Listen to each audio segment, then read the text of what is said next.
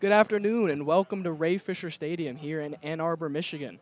You're listening to WCBN Sports and we're here live covering the University of Michigan baseball 2026 season home opener against the Western Michigan University Broncos. Alongside Ryan Murphy, I'm Evan Anderson, and we're super excited to kick off another season of Michigan Wolverines baseball here at the Fish. How you doing, Ryan? I'm good. How are you? It's a great day for baseball. Amazing day for baseball. Scattered clouds here, but mostly sunny. It's going to be a nice 70-degree day. Might be some rain later in the day, but hopefully that holds off for us. Both teams enter the matchup here after being on the road all season. So far, Michigan had 14 straight games on the road. Same thing for Western Michigan. They were supposed to have had a home game by now, but it ended up getting canceled. Western Michigan actually is on a away game, an 18-game away game stretch. So they're going to be on the road for a while before they're back there in Kalamazoo. The Michigan Wolverines are 8-6, having gotten back from the spring break tournament in which they went 4-3.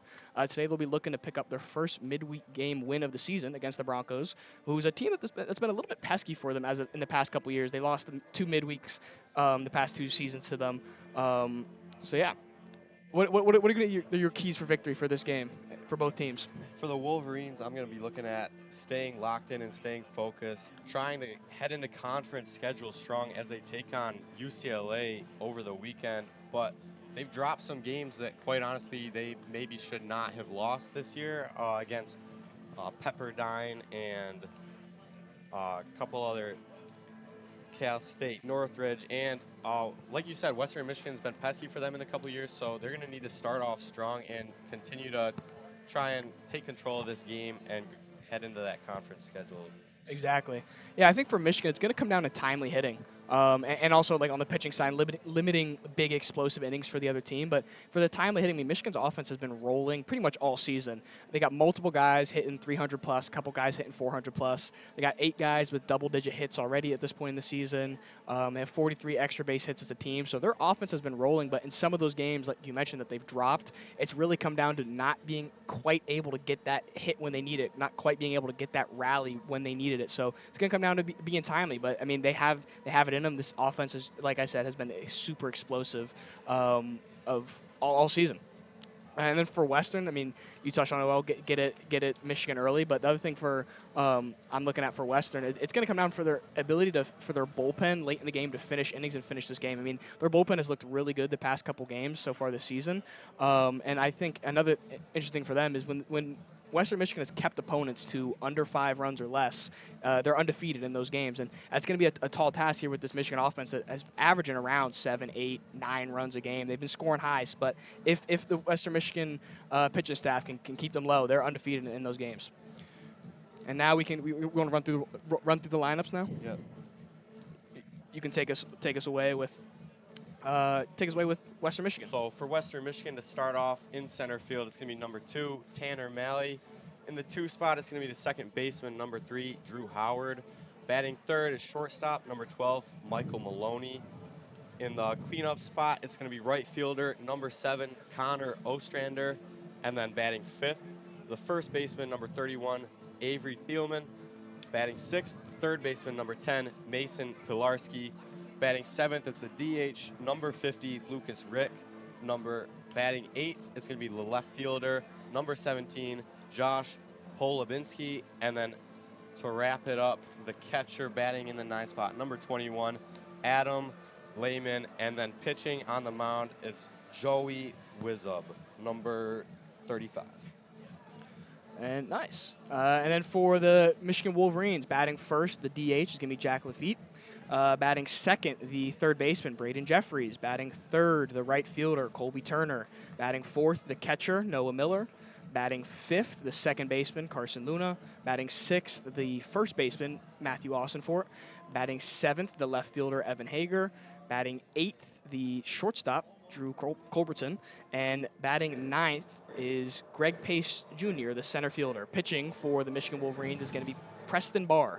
And we just finished up here the conference between the umpires and Tracy Smith, the Michigan coach, and Billy Gernon, the Western Michigan coach. Both these coaches pretty well known in the college baseball world. I mean, Gernon, he's been at Western Michigan for this is his 16th season as the head coach for the Broncos.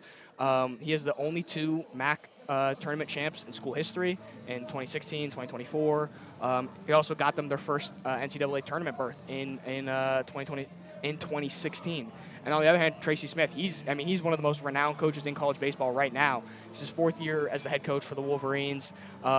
Just last month, he got his 900th career win as a head coach, also his 100th career win as the head coach of Michigan. He's produced a ton of MLB talent. He's had 15 players to the all Big Ten teams, and again, even before Michigan, he's had a pretty storied career too. He was at ASU, led them to 4 regional appearances. Before that, he was the National Coach of the Year for Indiana. So he has experience in the Big Ten level, the national level, and this is always a great coaching matchup between these two when these two teams meet. Yeah, like you said, Western Michigan has kind of had Michigan's number in the past couple of years, and even this season, although their record sits at 6-8, they did pick up a big Power 4 win over Pitt earlier in the season, and then just started that Maction Gotta love the Maction with a 2-1 series victory over Akron. Yeah, I mean, Michigan started off their season how they've done the past couple years, where they've been on the road a lot, playing in these pretty high-powered tournaments down. They played down south, really, in Texas and Arizona. They're 3-2 in ranked games, so they've showed that they can really show up against really good competition. So now they want to get a nice get-right game in the midweek, especially when they're preparing for their series this upcoming weekend out in LA against the #1 ranked team in the country in UCLA. Yeah, Michigan started off the season great with a couple ranked wins, but then as you get into some of those other games in California, they dropped a couple in the middle of the week, which, as you mentioned earlier, Evan, they have not done good so far. So today, a Tuesday game, let's see if they can get right, as you said. Yeah, on the mound for the Wolverines as he's warming up right now, Preston Barr. He's had a few bullpen appearances so far this season. Innings have been somewhat limited. He's 0.1 innings, 3 appearances. He's not really qualified in terms of a statistical. He's not what you would call a qualified pitcher in terms of statistical standpoint. Like, you can't really go off the stats because the stats are just pretty skewed from those limited appearances. So. Just in terms of like ERA and WHIP and opponent average, they're all pretty high. But again, it's early in the season. He's only really pitched to a couple batters, so that's all very skewed. And definitely, they want to get him some reps here in a midweek game to get him some experience. And then also, they're trying to save some arms too for this upcoming weekend. Like I said, against UCLA. Up to bat here, we see them warming up right now for the Broncos. We have Tanner Malley again. He's the leadoff hitter for the Broncos. Absolutely incredible season so far. He's hitting .551 with an on-base percentage of .670, and his OPS is sitting at 1.3. I mean, it's ridiculous numbers right there from the junior. Yeah, he's leading the nation in batting average through 14 games. That is nothing to look past. Yep. And it's going to be huge here for him to get on base and start this inning off well. He's going to want to attack Preston Barr here early and start the Broncos off well in this Tuesday afternoon game. As Malley gets ready to step into the box, and Preston Barr getting ready to come on the rubber. And Barr comes set, and the pitch. Fastball swung on, foul, and out of play into the parking lot behind the right field line. Towards the cars, there's always a ton of cars over there. It's always probably got to be pretty stressful over there to park your car there with so many foul balls, but luckily that one looked like it missed. So dangerous spot to park. Cars live another day. 0-1 now is the count here in the top of the first. Here's the pitch from Barr. The fastball up and away for ball 1. 1-1. Good look there. Looked like Barr was trying to attack the same spot. He was able to get Malley to chase out of the zone on that time, but Malley did not bite. And here's the pitch from Barr. Fastball, that one caught the edge of the plate there on the outside corner. It's going to be 1-2 now. So far, just a steady diet of fastballs. Be crucial to start this game with a nice out, especially against a player like Tanner Malley. Great for the confidence of Barr. Definitely sets the tone if you can get this caliber of player out. 1-2 now. As Barr delivers. Swung on, dribbled down the left field line and out of play.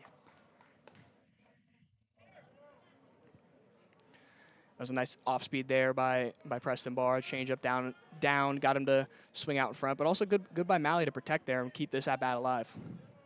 1-2 now. And we'll do it over again. And here's the pitch from Preston Barr.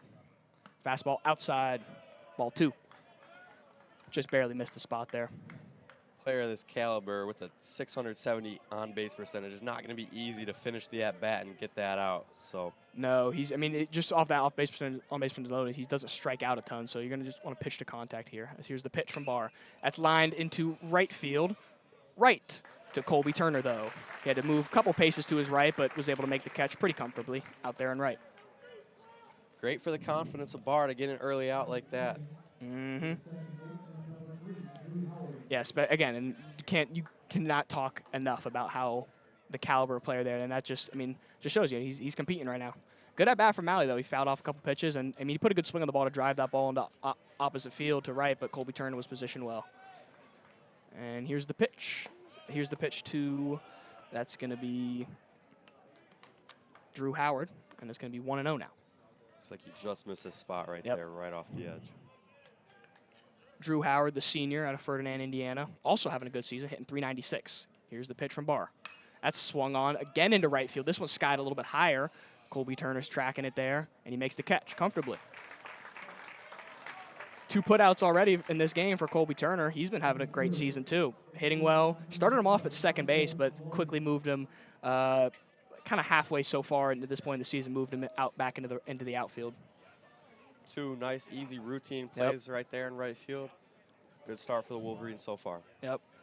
As now come up to bat Michael Maloney, hitting .333, 18 RBIs on the season. And here's the first pitch from Barr.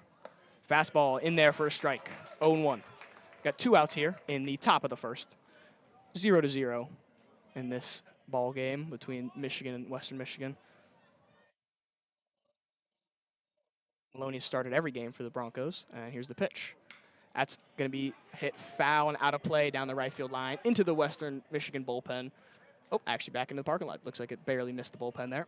0-2, quick count here for Barr. He's been very efficient.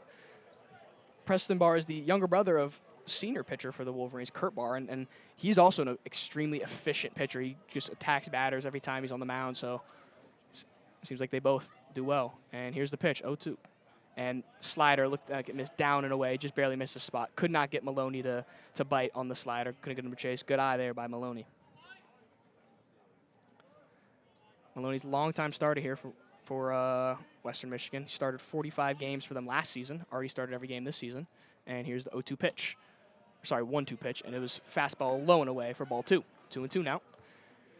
See, Barr is really attacking that outside edge for all 3 batters so far. We saw those first 2 flyouts to right field and even a couple foul balls into that parking lot. Let's see what he has here. Yep. As here's a 2-2 pitch here. That's swung on, driven into right field again to Colby Turner. Almost went behind him. It drops off his glove as he was ranging back to his left. Throws it into second base and could not get him in time as Michael Maloney gets a 2-out double. Although that probably will be might be ruled as an error, but as for right now, as it stands, we'll say 2-out double for Michael Maloney as he was able to drive, just like you were saying. He was attacking that outside pitch, did exactly what he needed to do, and drove the pitch. He hit the pitch where it was pitched to him, drove it to right field. That's a tough play out there for Colby Turner to make. It was a hard hit line drive right at him. He had to range pretty much straight back, and with the right-handed spin, it's a tough play. Looked like he kept just trying to go back it. It was a little farther than he first anticipated. Good hit right there from Michael Maloney. Yep. He's a great hitter so far this season. All right, we got a runner on second here. 2 outs in the top of the first as this is Connor Ostrander up. And first pitch taken for a strike. Fastball outside and up. Again, attacking the outside zone. Ostrander hitting .255 on the season. 13 hits, 10 RBIs. Also started every single game for the Broncos so far this season. Senior from Granger, Indiana. 0-1. And here's the pitch. It's low. Looks like it might have been a changeup low. Just missed a spot. 1-1 now here in the top of the first. 2 outs. Runner on second. And Preston Barr comes set. Takes a look back at second base to Maloney. Here's the pitch. Another, this time a fastball, missed low. 2-1 now here in the top of the first. Almost exact same spot on that fastball right there from the previous changeup. He's trying to pitch him to a ground ball here. Get out of the inning here. Strand the runner on second. 2-1. Is the count. And here's the pitch from Barr. This time, nice. Looks like it might have been a cutter there. Swung on and missed in the dirt by Ostrander. Beautiful pitch there to get him to chase. Great pitch right there, in and down. Yep. Able to get on a half swing right there. Yeah. A little bit more than a sword, you could say, but. And here's the 2-2 pitch here from Barr. That one's going to be swung on and hit out of play, foul, over towards Yost Ice Arena on the left field line. 2-2. 2 outs here in the top of the first. Connor Ostrander up. Michael Maloney on second base. As Barr comes set. He delivers. That's going to be topped along the first base line. Just out in front of it. Nice off speed there to get him out in front. Good at bat so far from Ostrander with a couple foul balls. Good eye on those pitches in the dirt. Yep, and that's a lot of what we see out of this Western Michigan team. There's most of the guys in their starting lineup have more walks than they do strikeouts, so they are a team that battles and works deep into counts. And here's the 2-2 pitch from Barr. This one swung on right back at us, hits the net. Again, another foul ball, working the count.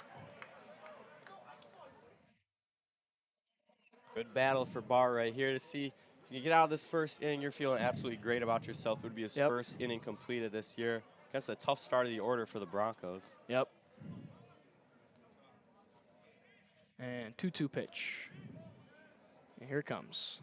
This one's going to be hit hard into right field, down the line, through the gap. That's going to score Maloney, and Ostrander is going to hold up at first base. That's going to be an RBI, a 2-out RBI single for Ostrander, as he was able to poke a hard-hit ground ball through Luna and Austinfort there on the right side.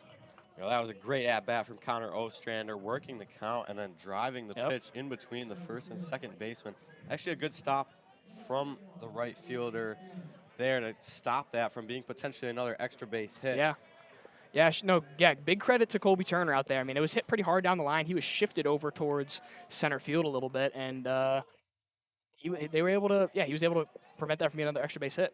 As now we have Avery Thielman up, low count. 2 outs here in the top of the first, and here's the pitch. That's going to be a fastball in there for a strike. Barr's been doing a great job so far this game of throwing a lot of first pitch strikes. Your odds of getting the batter out go up exponentially when you can consistently throw first pitch strikes. 0-1 now, 2 outs. And Barr delivers. Looks like stolen base attempt there, but the ball was fouled off as a fastball down the middle, and Thielman was just out in front. Stolen base attempt there by, that was Connor Ostrander at first base.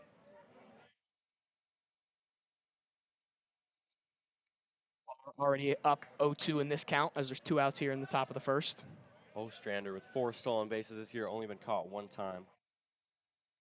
He's definitely a guy that Noah Miller's going to be looking at. And here's the pitch. Slider just barely missed. Looks like it might have been down and in. Thought that could have been called there on the corner, but 1-2 is the count now. Noah Miller also has been doing great behind the dish and throwing players out, so interested to see if Ostrander tries to go again. Also looked like that previous play might have been a hit and run there. 1-2 count. Here's a pitch from Barr. This one swung on again into right field through the gap. Colby Turner's going to be there. They're going to send Ostrander to third. The ball is going to be cut off at second base, and it's first and third here for the Broncos. See Western Michigan doing a really good job just taking what Preston Barr has given them. Yep. He's really attacking that outside zone, especially for the right-handed hitters. We saw there another good ground ball, base hit into right field, and now this is going to be a crucial out right here for Barr. Yep, as Mason Pilarsi comes up, freshman from Macomb, Michigan. 208. Yeah, like you said, I mean that's the best way to put it. They're taking what Barr is giving them and they're taking everything Oppo because he's working on that outside half. First Luna shifted over towards the middle. Second base here. And here's the pitch from Barr. Fastball in there for a strike. Again, another first pitch strike there for Barr. 2 outs here in the top of the first and third. Ostrander on third base and Thielman on first base. Western's up 1-0 here. Here's the pitch.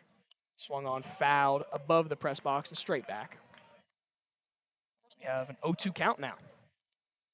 Barr has been doing a great job getting ahead in the count. He just hasn't been able to put these last couple hitters away with these 0-2 or 1-2 counts.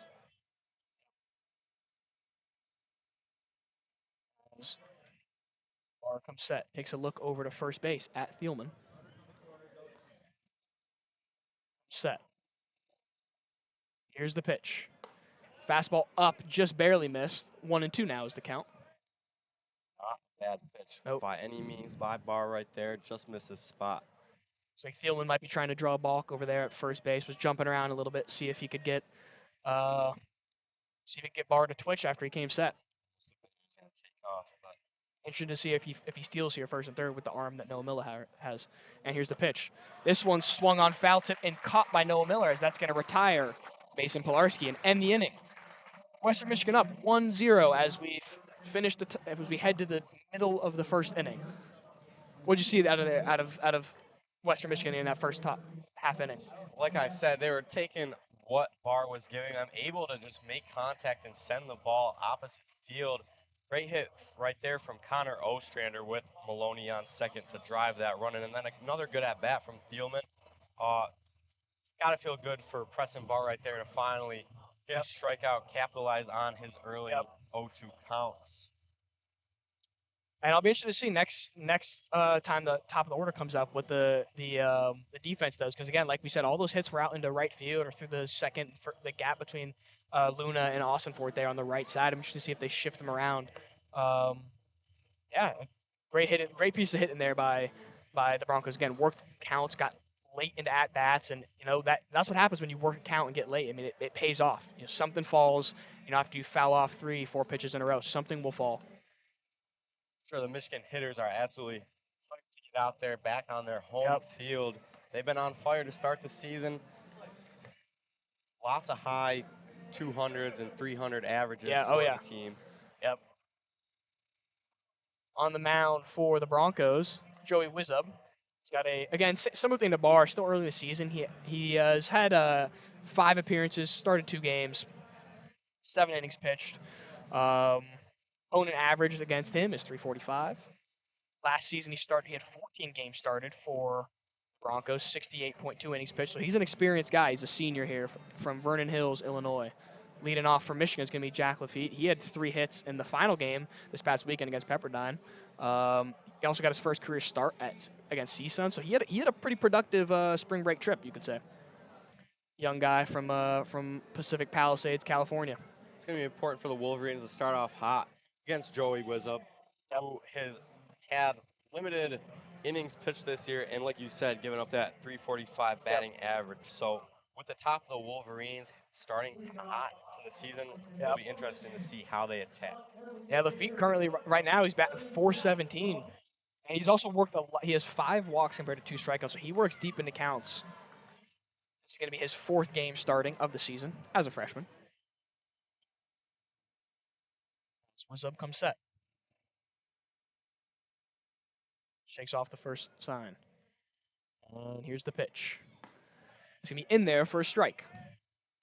0-1 here in the bottom of the first. Interesting to see Wizub start with an off speed right there. Might have caught Lafitte off balance. Yep. As we're going to call timeout here, it looks like there might be a pitch comm mishap here for the Broncos. The catcher is going to Adam Lehman, he's going to go and change out his pitch comm and get a new one. I guess there might be some miscommunications here with the signs. Looks like they're all good now.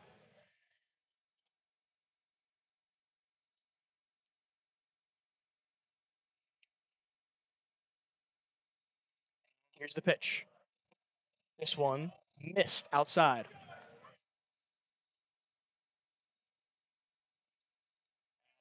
Misses outside. And it's going to be 1-1 now. The bottom of the first, pardon. No outs. This time, pitch in there for a strike. 1-2. Another off speed from Wizub right there, right on the outside edge. 1-2 here to Lafitte in the bottom of the first. Players are in their standard. No one's really shifted anywhere. Kind of just playing straight up here for the leadoff batter. And here's the pitch, 1-2. That's going to be low for a ball. A 2-2 count here to Lafitte in the bottom of the first.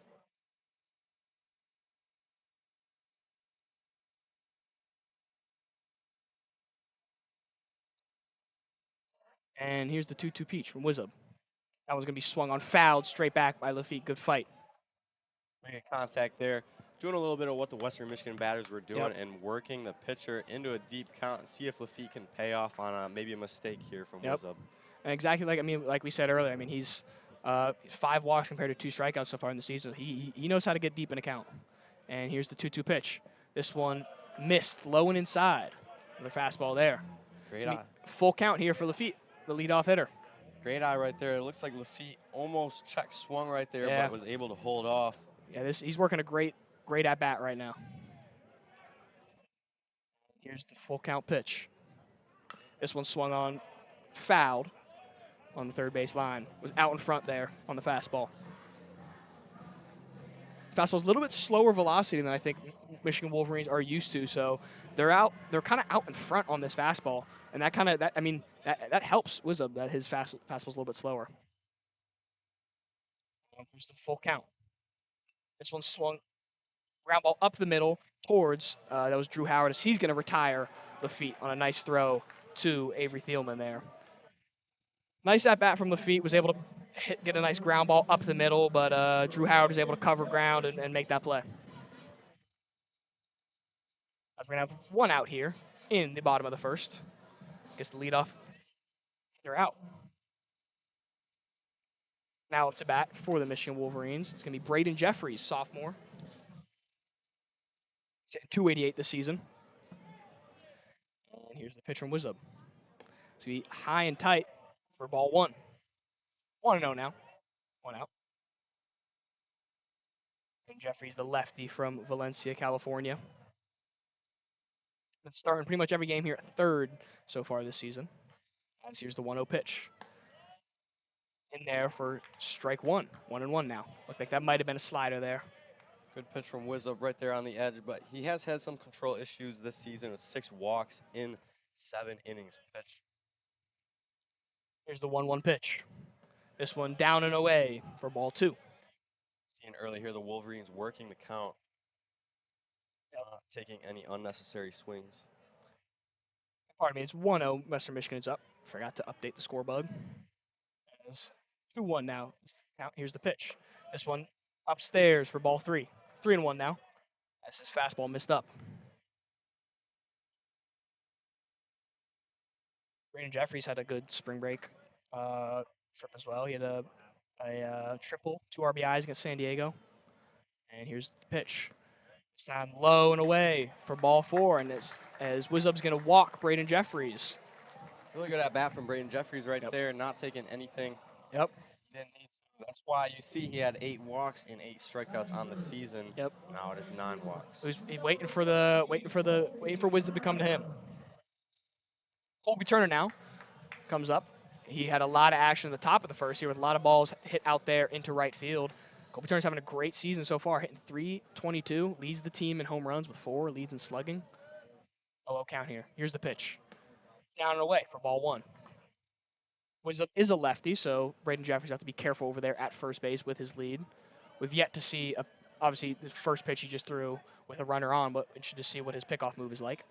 1-0 now. 1 out here in the bottom of the first.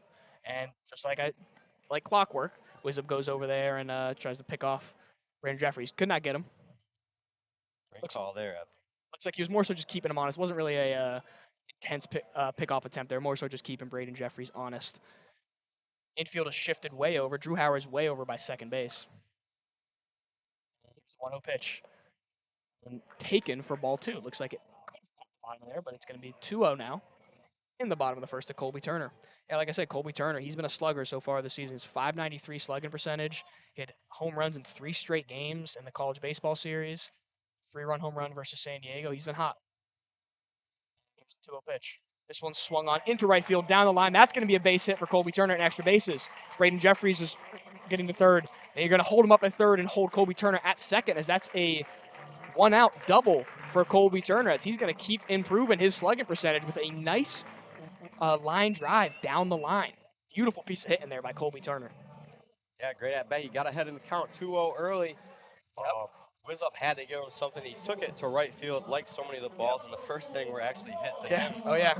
Oh, yeah, early runners in scoring position for the Wolverines. Yep, you got second and third here with one out in the bottom of the first as Noah Miller comes up, the catcher. He had a home run versus Pepperdine, his first of the season. We'll be definitely trying to do something here. Also, credit to Connor Ostrander there to get to that ball quickly and prevent Braden Jeffries from scoring from first. And here's the pitch. That's going to be taken for ball one. He's been missing low a little bit on these fastballs. 1-0, one out now in the bottom of the first. Big moment here for Noah Miller. He has 4 RBIs on the season. Be looking to improve that. Here's the 1-0 pitch from Wizzo. This one swung on, grounded foul towards the Michigan dugout. 1-1 now. Got a little jammed right there. Yep.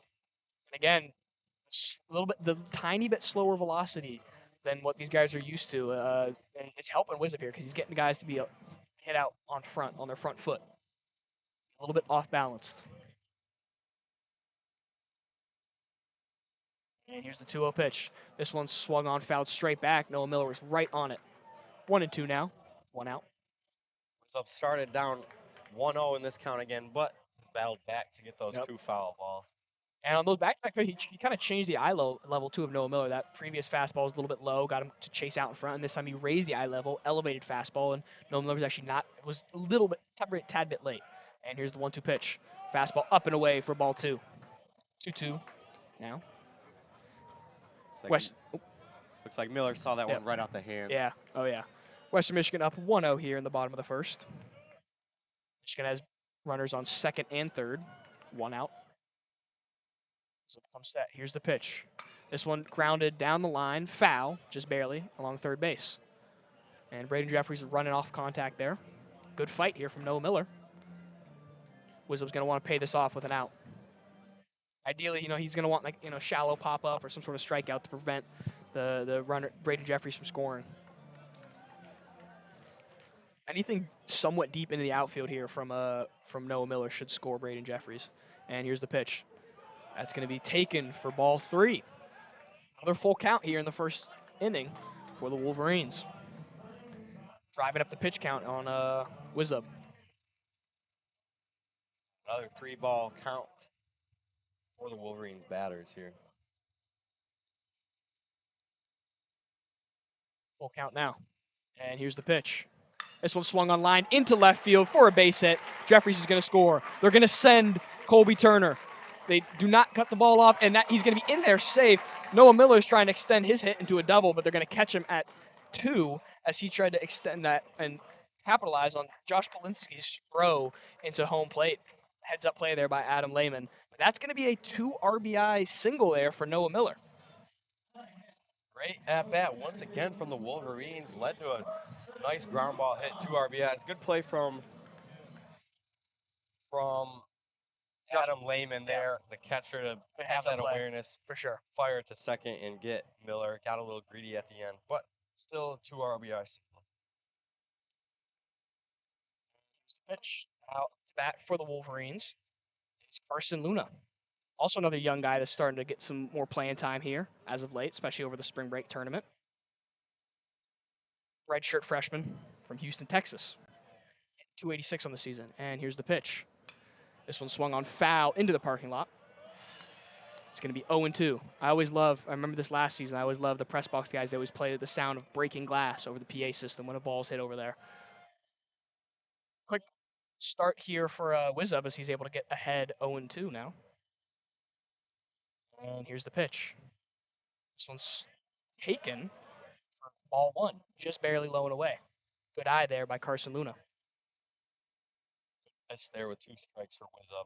Yep, exactly. Once you got him 0-2, nobody on, no reason to give him something to hit. Try and get him to chase there. And here's the 1-2 pitch. This one taken again for ball 2. Missed outside. Wizub's got a lot of arm side run on his fastball, so it's tailing away from right-handed hitters. 2-2 now. 2 outs here in the bottom of the first. Here's the pitch. This one swung on down the right field line. Looks like just barely hooked foul. Could have been extra bases there for Carson Luna. Nice piece of hit in there. Take what he was given. As you just said, Evan, Wizub's fastball tailing away from those right-handed hitters. Mm-hmm. And great job there from Luna to take that ball opposite field, just a couple feet away from potential extra bases. Yep. At Carson Luna, he had a 3-hit game versus San Diego. He's had multiple multi-hit games this season. And here's the pitch. This one swung on foul again into the parking lot, but along the right field line. It's going to miss. Might have hit something. Again, 2-2 pitch over again here in Ann Arbor. Michigan up 2-1 now in the bottom of the first off of a 2 RBI single from Noah Miller. Got 2 outs here. Steps on the mound. Kicks and delivers. This is going to be ball 3, low and in. Working a great count here, Carson Luna, driving up the pitch count of Wizub. Impressive discipline from the Wolverine batters so far. Wizub's not missing by much on some of these pitches, not. And they're just taking them. They're seeing the ball well. He's already at 23 pitches so far in this first inning, so they're getting to him early. And here's the full count. This one hit skied up into the infield. It's going to be Avery Thielman and Drew Howard over there. Thielman will call off Howard as he will retire Carson Luna to end the inning. And we have Michigan up 2-1 off of, again, like I said, RBI single there from Noah Miller. Great piece of hit in there by Noah Miller. I was initially surprised that they sent Colby Turner, and it was Josh Polubinski coming in at left field, charging in to make the throw. But I kind of understand why the third base coach did it, because there's a lot has to go right for you to be able to make that throw and get the out at home. So why not, especially early in the game, send Colby Turner, try and set the tone. Absolutely. I think both teams ended up with the first inning batting-wise that they enjoyed. Like we said, both teams kind of want to start off hot here, take the lead early. Yep. Both teams did some good pieces of hitting, working the pitch counts. Wizub ended up with 31 pitches in that first inning. Yep. Or maybe not as much, but the Western Michigan batters were still able to foul some balls off, have some good at-bats.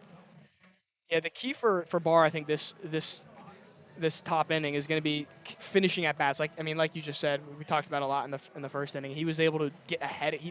There's probably 3 or 4 at bats this past inning that he was able to get ahead 0-2, 1-2, and was just not quite able to finish it. So, That last top of the first with a strikeout. So we'll see if he carries that momentum into the second.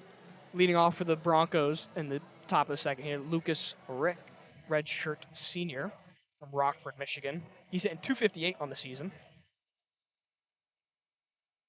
He had 41 games started for Western Michigan last season, hit /275, 369, 477.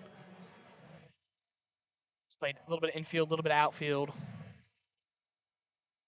That's a beautiful throw down by Noah Miller on the throw down there. Great from his knees right there. Yeah, textbook. Perfect placement. Yep, that'll be Lucas Rick playing DH. He's at the DH spot today.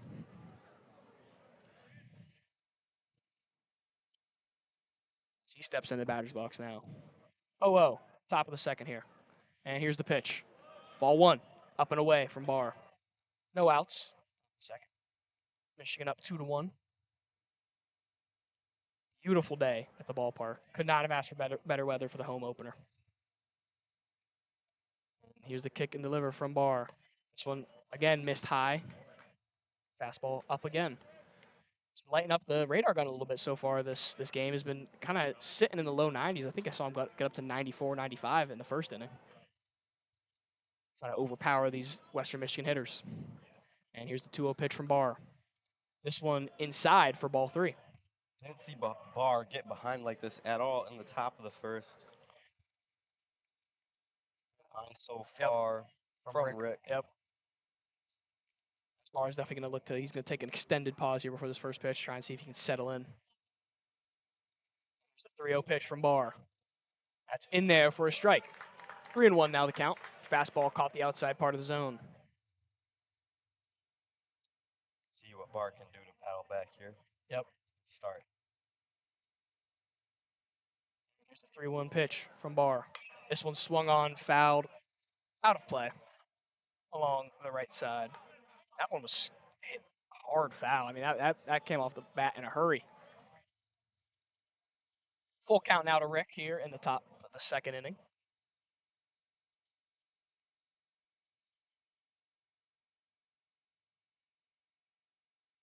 Michigan infield playing a little bit, middle infield playing a little bit deep. Here's the pitch. This one swung on deep to right field. Colby Turner's going to be running down the line. It's going to be foul into the bullpen. Do it over again.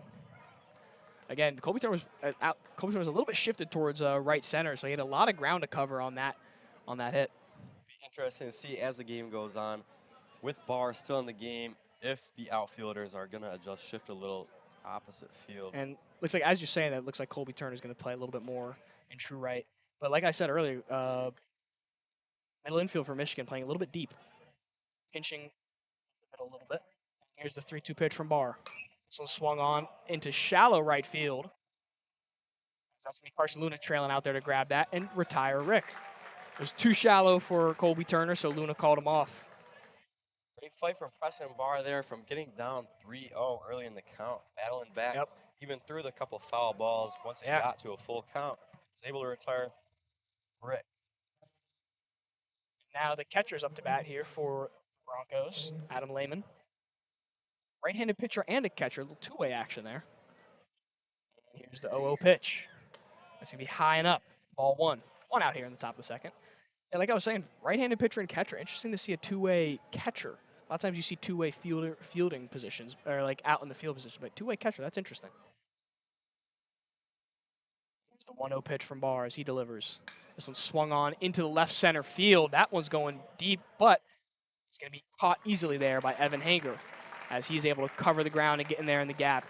He's able to get there a little bit before Greg Pace. Greg Pace playing a little bit more straight up in center field. Nice range there by Evan Hager. Good swing put on it there by Adam. Sorry, that was Josh Polowinski. I apologize. That was not Adam Lehman. Adam Lehman is now up. This is going to be Lehman taking his first at-bat of the season. Yep. As you were talking about, the pitcher and catcher, a little unique there. See how he hits. Yep. Two outs now. Top of the second. Here's the pitch. Ball one. It was low from Barr. Fastball low. 1-0 here. 2 outs in the top of the second. Michigan up 2-1. I apologize. That was Josh Polowinski that was hitting and hit that deep drive into left center. Here's the 1-0 pitch. This one's going to go off the helmet of Adam Lehman. Off the helmet of Lehman there. And, I mean, being a catcher, he's used to physicality. That shouldn't rattle him much at all. Absolutely. He ate that right off the helmet, took it off, ran to first base real quick. First at-bat of the season for Lehman, and he took one off the dome. On-base percentage is sitting at a pretty 1,000 right now because of that. As we'll go back to the top of the order here, Tanner Malley up to bat. He flew out to Colby Turner his last at-bat. Now there'll be Lehman on first. 2 outs here, top of the second here. Here's the pitch from Barr. In there for a strike. Breaking ball, caught the inside. 0-1 is the count. 2 outs. Big spot here for Tanner Malley. Again, not a huge slugging guy, but his on-base percentage has been ridiculous. He gets on base a lot. Great contact hitter. Here's the 0-1 pitch. He just barely missed. That was not a fastball. Looked like off speed there. Just on the outside edge. Yep. 1-1. Lehman not taking a huge lead off of first base. Preston Barr has been given a couple looks. And here's the delivery. Fastball just outside. Was trying to get that outside edge like he was getting the first inning. Could not quite get it there. 2-1 now. It's Malley.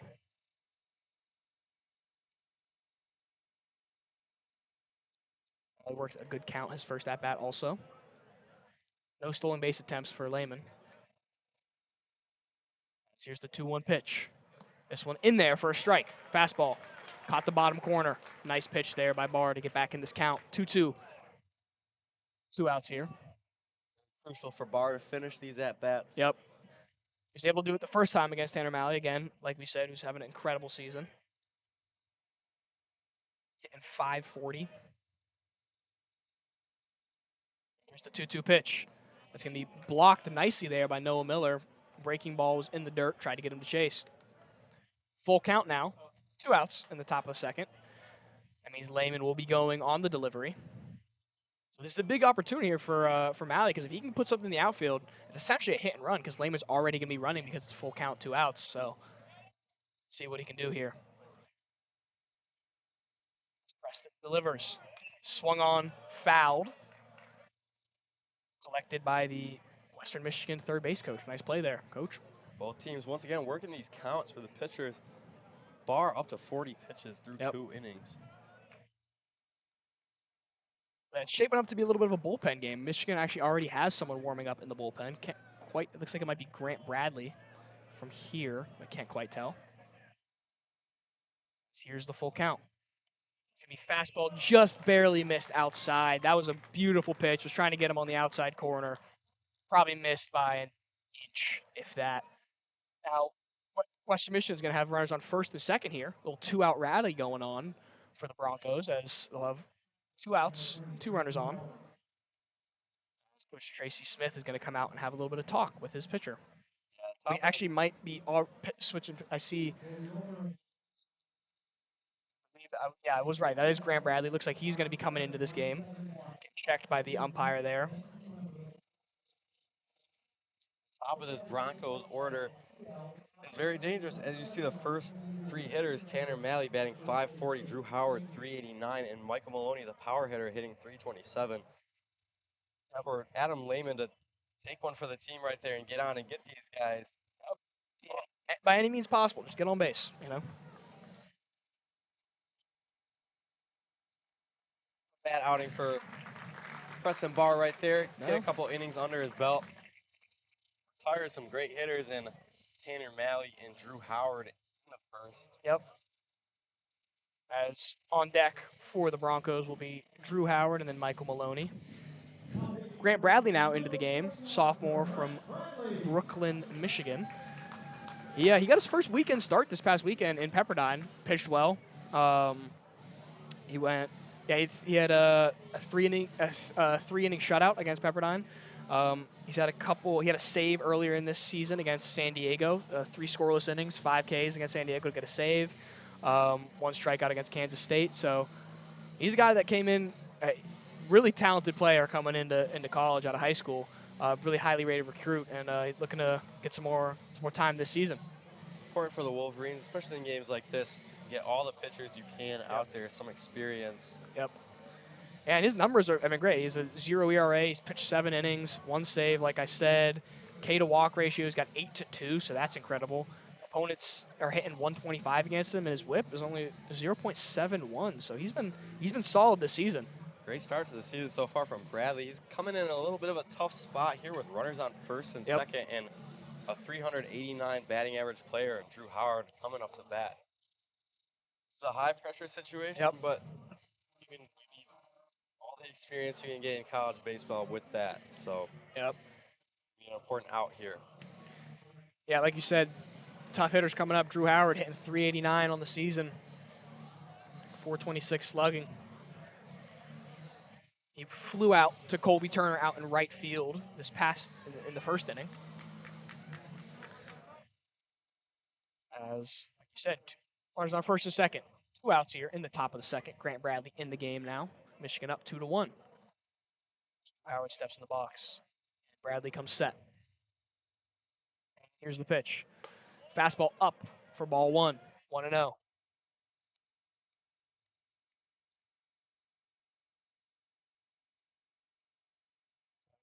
Get back in the box there. Make sure he's set for this moment. 1-0. Here's the pitch from Bradley. This one swung on into left center field, line drive. That's going to be Evan Hager out there. He's going to find it. He's going to cut it into second base, as that was Adam Lehman that came in to score, and Malley that went into third base there. Smart heads-up play there by Evan Hager to not try and cut it to throw it to third or home. He knew that those runners are going to be safe, so instead he went to try and prevent Drew Howard from getting a double there. Howard took advantage of the cold pitcher coming in their second pitch, ripped it into left field. Tough spot for Bradley to come into, and now it's not getting any easier with Maloney. Yep, and here's the pitch from Bradley. That's going to be in there for a strike. Slider, 0-1 now.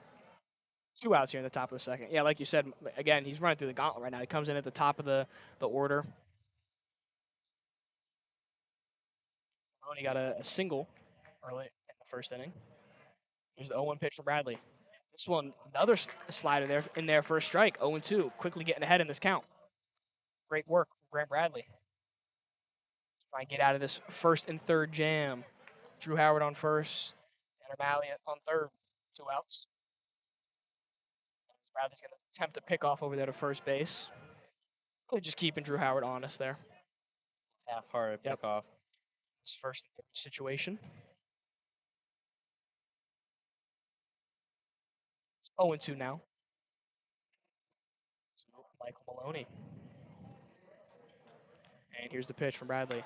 This one going to be grounded softly to Drew Culbertson. He's going to come in to make the play.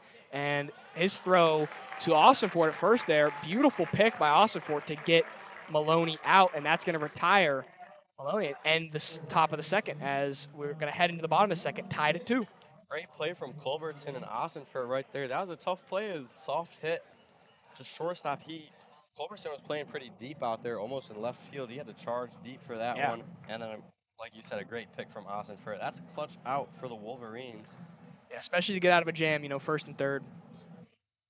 But again, another productive inning here for Western Michigan as they were able to tie up the score on a 2-out rally, too. They got runners on first and second on the little 2-out rally. Saw that in the first and second inning for the Broncos. 2 outs, and you get 1 runner on, and all of a sudden, things happen. Gets into a little pressure situation for the pitcher. Get string a couple hits together. See them score a run in both innings. Yeah, Lehman was able to get on base off a hip, or Josh Polovinsky. Lucas Rick and Josh Polovinsky got out, and then Lehman was able to get on base with a hit by pitch. Tanner Malley was able to get on base. And then, Drew Howard drove him in with a hard hit line drive into left center that was cut off nicely by Evan Hager there to prevent any more damage. And we've seen a lot of action so far.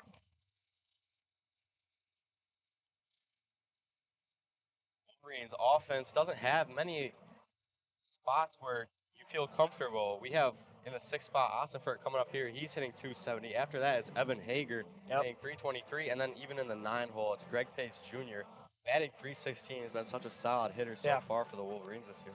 Yeah, like we were talking about pre-gaming, there's a lot of guys up and down this roster that are having great offensive seasons. A lot of guys hitting 300, a couple guys hitting 400. And, it makes it tough as an opposing pitcher because no matter what point you get in the lineup, you don't really get a break. It's probably the final warm-up pitch here for Wizub. Especially with Wizub's pitch count already being in the 30s. Yep. Yeah, in the first inning here, he gave up 2 hits, 2 runs, walked 1, faced 5 batters. It's going to be Matt Ossenfort coming up to the plate for Michigan. Like, in that top of the second, he made a beautiful pick on the throw from Drew Culbertson. It was a tough play to come in and to charge the ball, and he one-hopped it to Ossenfort. He made a beautiful pick to end the inning there. 0-0 now in the bottom of the second, no outs. Here's the pitch from Wizard. It's going to be low and away. Ball 1. Ossenfort. Yeah, like you said, Ossenfort hitting 270. Great year so far. Here's the 1-0 pitch. This one's going to catch the corner, 1-1. Fastball outside. Good placement from Wizard right there. Catch the outside corner. Keep from going down 2-0 early in this count. Like we saw him do a couple times in the bottom. Yep. The 1-1 pitch. This one missed outside. Yanked his off speed a little bit there into the right-handed batter's box. And Ossenfort is a lefty. Sioux Falls, South Dakota. He had 2 hits against CSUN. Also went 2 for 4 against Arizona. And here's the pitch. This was going to be driven into the left center field. It's going to drop as that was the left fielder Polovinsky trying to make a diving catch there. Beautiful piece of oppo hitting from Matt Ossenfort. He was able to get that line drive into left center.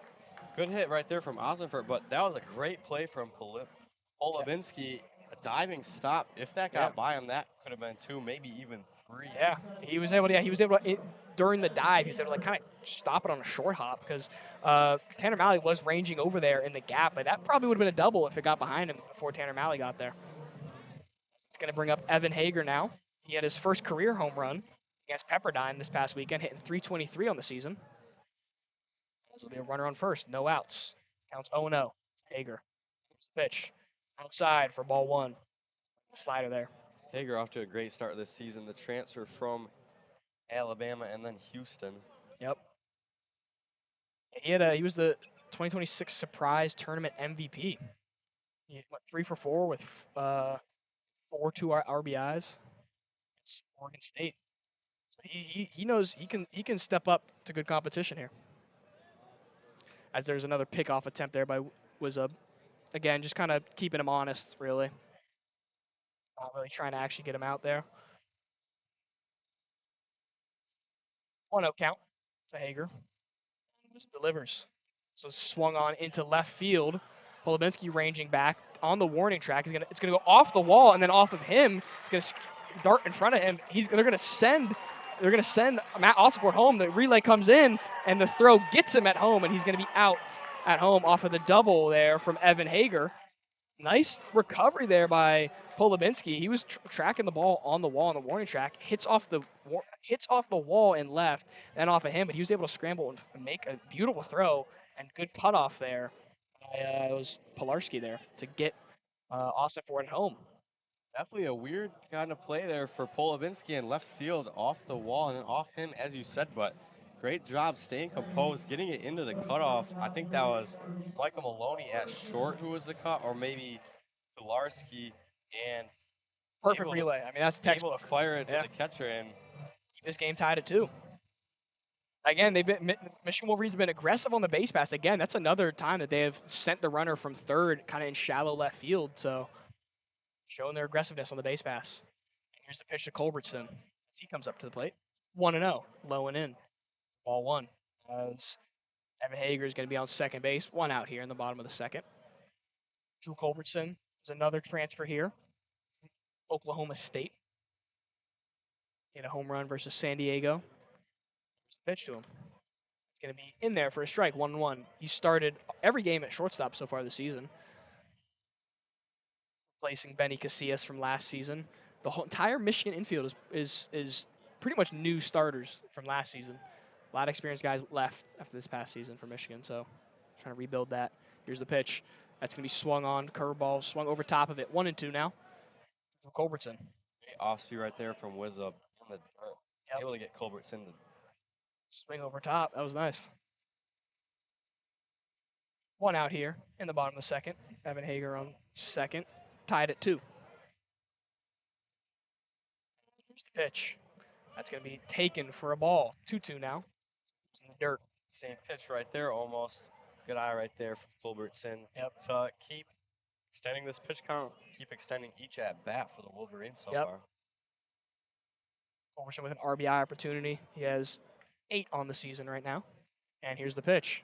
Swung on and missed. Looks like it was a drop third. They're going to throw down to first and get Culbertson as he swung over top of the third ball again. Straight curveballs from Wizzup right there. Got the job done. Yep.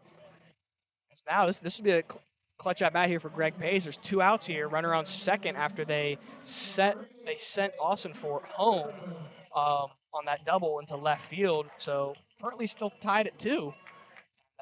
Greg Pace looking here to change that. He's having another great year. He's had multiple multi-hit games. Went 3 for 3 in the final versus Pepperdine. 3 for 3 against San Diego. So he's been doing well. And here's the pitch. That's going to be swung on to the shortstop, Maloney, and he's going to retire Greg Pace Jr. at first base as he was able to scoop up that ground ball. Greg Pace being aggressive there in the first pitch, trying to see if he can do some damage, catch Wizub off guard, but nice play there by Maloney. Yeah, you have all the credit there in that inning to Polubinski. That was a really tough play on the double from Hager, but he was able to really stay composed. It was a perfect relay, as you said earlier, Evan. And keeping the game tied at 2 going to the third. Yeah, I know, and the composure, that's the biggest part, because it was a little bit awkward there on the wall. It looks like he was tracking back there to try and see if he could make the catch, and he did what outfielders are trained to do. He got his throwing hand on the wall, but looks like he might have missed right because it carried a little bit more than I think he thought it was, because it then hit above him off the wall, and he was not able to play it well off the wall because it hit off his chest, but then, like you said, kept his composure and able to get a relay in and keep this game tied at 2.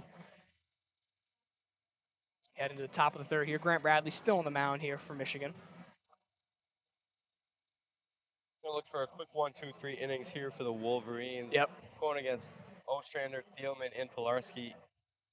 Got past the trio at the first three spots of the lineup for the Broncos, who have really been doing the most damage this season. Mm-hmm. Quick inning here for the Wolverines. Get back out there on offense. Ostrander had the RBI single in the first inning, so he's going to look to start off this top third well.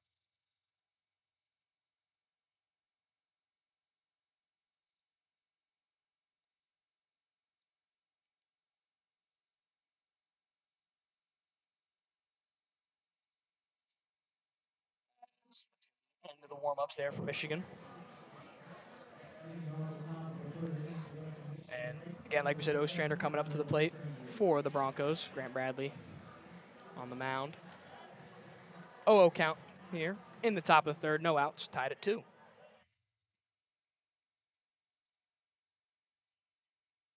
Bradley's going to deliver. Here's the pitch. Fastball swung on into left center field. Evan Hager's going to call off Greg Paces. He's going to make the catch comfortably in left center. Quick start here for Grant Bradley. Nice pitch. The Wolverines were looking for right there.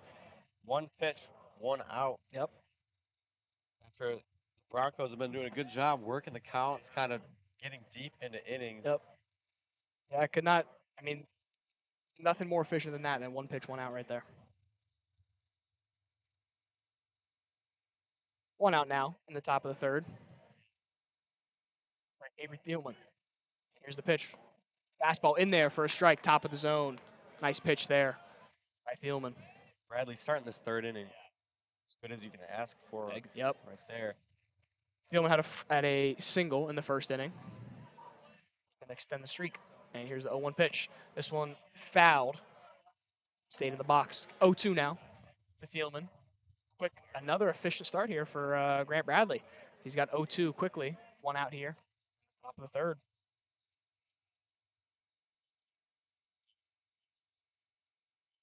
Thielman will step back into the box for the Broncos.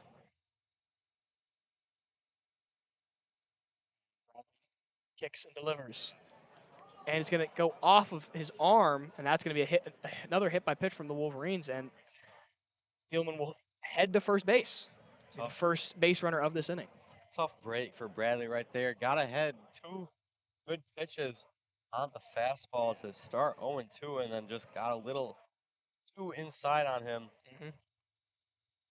Western Michigan's doing a good job taking them, getting those runners on base, and then they've been doing damage with them so far in those first 2 innings. We'll see what they have here. Mason Pilarski now coming up to the plate for the Broncos. Struck out in the first inning. He's hitting 208 on the year. I apologize. He's hitting 204 on the year now after that first inning strikeout. Freshman. He's getting a lot of playing time as a freshman. He was first team All-State, first team All-Dream Team as a senior from Macomb, Michigan. Pretty highly ranked recruit in the state of Michigan. He's getting to play at the highest level here at home. Look for Bradley to keep the pitches low here, try and get a ground ball, maybe an inning-ending double play. Also be wary of Avery Thielman there. He's attempted 2 stolen bases. Got caught once, successfully stole 1. It's the 0-0 pitch from Bradley. He swung on, skied straight into the air, right over there to Matt Osborne in foul territories. He's going to make the catch nicely. It'll be 2 outs here. Another quick out for Grant Bradley. Has 2 outs here in the top of the third. Right on first. Saw early the Western Michigan hitters were doing a good job fouling balls off, working the counts deep. And Bradley, good job so far this inning. 2 1-pitch outs. Yep. He's been attacking them for sure. That's going to bring Lucas Rick up to the plate. He had a 0-0 count now to Lucas Rick. He had a round out.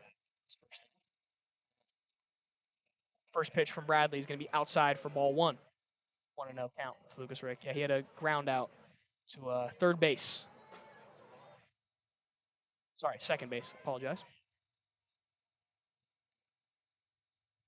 Bradley comes set. Takes a look at first. Delivers. Fastball just barely outside. 1-1 now to Lucas Rick. Tied at 2 here in the top of the third. 2 outs. Avery Thielman on first for the Broncos. Rick up to bat. Redshirt senior from Rockford, Michigan. Here's the pitch. This one's going to be swung on, probably foul. Can't quite tell from where we are, but yeah, it's going to be foul into the stands on top of the awning there. 2-1 now for Grant Bradley against Lucas Rick here. Rick doing a little bit more of what we saw in the first 2 innings from the Broncos, getting deep into account, working an at-bat, as opposed to the first couple at-bats of this top of the third, where they've kind of just been swinging early. See if he can pay it off here.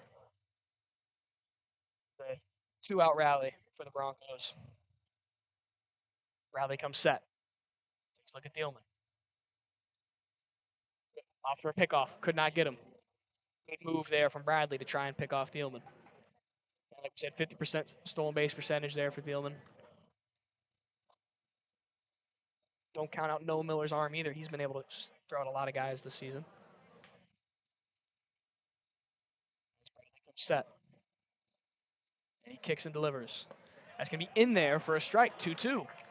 Grant Bradley battling back here in this count after falling down 2-0. Great pitch right there. Looked like it just caught the corner down and away. Yep. See if he can put away Lucas Rick. Yep. On this top of the third. Bradley comes set, 2-2. Third, here's the pitch. This one swung on, but Noah Miller could not hang on to it behind the play. That's a tough play for him. Not easy to hold on to those foul tips back there behind the dish. Especially when it's outside. Oh, like of course, that. of course. That's always a tough ask. Good job from Rick right there to stay alive just barely. Let's see if he can pay it off with anything. 2-2 now. It's Rick. Bradley comes set. Kicks and delivers. Here's the pitch. That's going to be lined straight to center field, right to Greg Pace Jr. He hardly had to move for that. I mean, he took a couple drop steps to just make sure he was lined up correctly, but that was hit right to him. Great position in there by Greg Pace to retire Lucas Rick, and end the inning. We'll head to the bottom of the third, tied at 2. Absolutely perfect positioning there from Greg Pace Jr. He took 2 steps in and right to the mitt. Good inning right there from Grant Bradley. Just the one hit by pitch, but other than that, he was for the most part staying ahead in counts, getting people out early. Was able to battle back right there against Lucas Rick. Yeah, he stayed efficient, and that's the first shutout inning that the Wolverines have had against the Broncos this game. Now they're going to look to capitalize on that as Michigan has the top of the order now up against Wizub. It's going to be Jack Lafitte, Braden Jeffries, and Colby Turner. Wouldn't be surprised if this is Wizub's last inning pitch. We'll see if the Wolverines can do some damage, maybe even force a pitching change mid-inning. Pitch count getting up there. Yep. For Wizub, 43 through 2. Mm-hmm. Yeah, Lafitte grounded out to second base his first at-bat. He's going to try and look to get on base here. Jeffries, who's on deck, was walked in his first at-bat, and then Colby Turner had the double.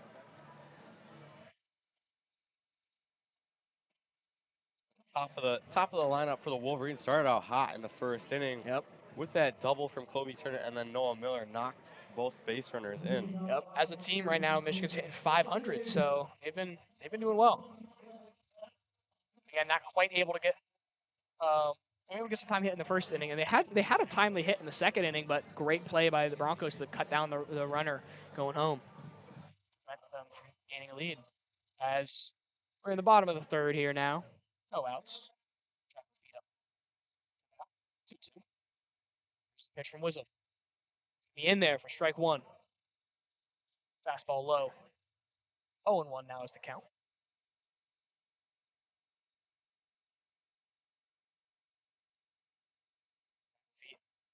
385 on the season.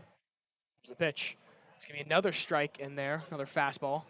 Again, we're seeing a lot of arm side run there. Wizard starting out in front.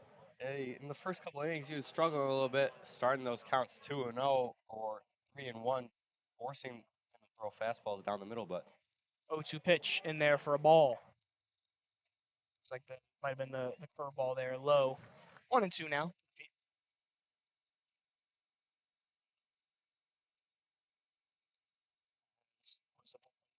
Deliver. Swung on and fouled out of play by Lafitte. Good battle. Taking that outside pitch, hitting it the other way. Might have hit a car, heard some gasps in the crowd. Absolutely. Definitely went in that area over there by the parking lot. Absolutely, just drilled a car out there. And it's always funny when you hear in the crowd that, ooh. 1-2 pitch now. We'll do it over again. Here's the pitch from Wizzo. That's going to be ball 2. It was low and in. Missed the spot by a little bit there. 2-2 count. Lafitte. Pretty good at bat right now. Michigan batters have been doing a great job seeing the ball out of Wizzup's hand. It's like some of these balls, they know right from the jump that one was going to be low and inside. Yep. This other pitch, again, fouled over out of play. 2-2 pitch again here. Now, Lafitte's been doing well. He started playing kind of halfway through the point in the season. Already has 5 hits and 5 walks and only 7 appearances. So he's been a very proficient hitter, especially for a freshman. And here's the pitch. That's going to be ball 3, as we'll have a full count now, as Lafitte was able to see it out of his hand, force the full count. This is what we were seeing in the first inning from the Michigan batters. Yep. I think Jack Lafitte might have driven the count to a full count in his first at-bat as well. And here's the 3-2 pitch. That's going to be swung on, cranked foul, and out of play towards the Michigan batting cages. Was out in front of that on the fastball. And we'll do the full count again. This is going to be the 9th or 8th pitch of the at-bat. Yeah. It's a great job from Lafitte.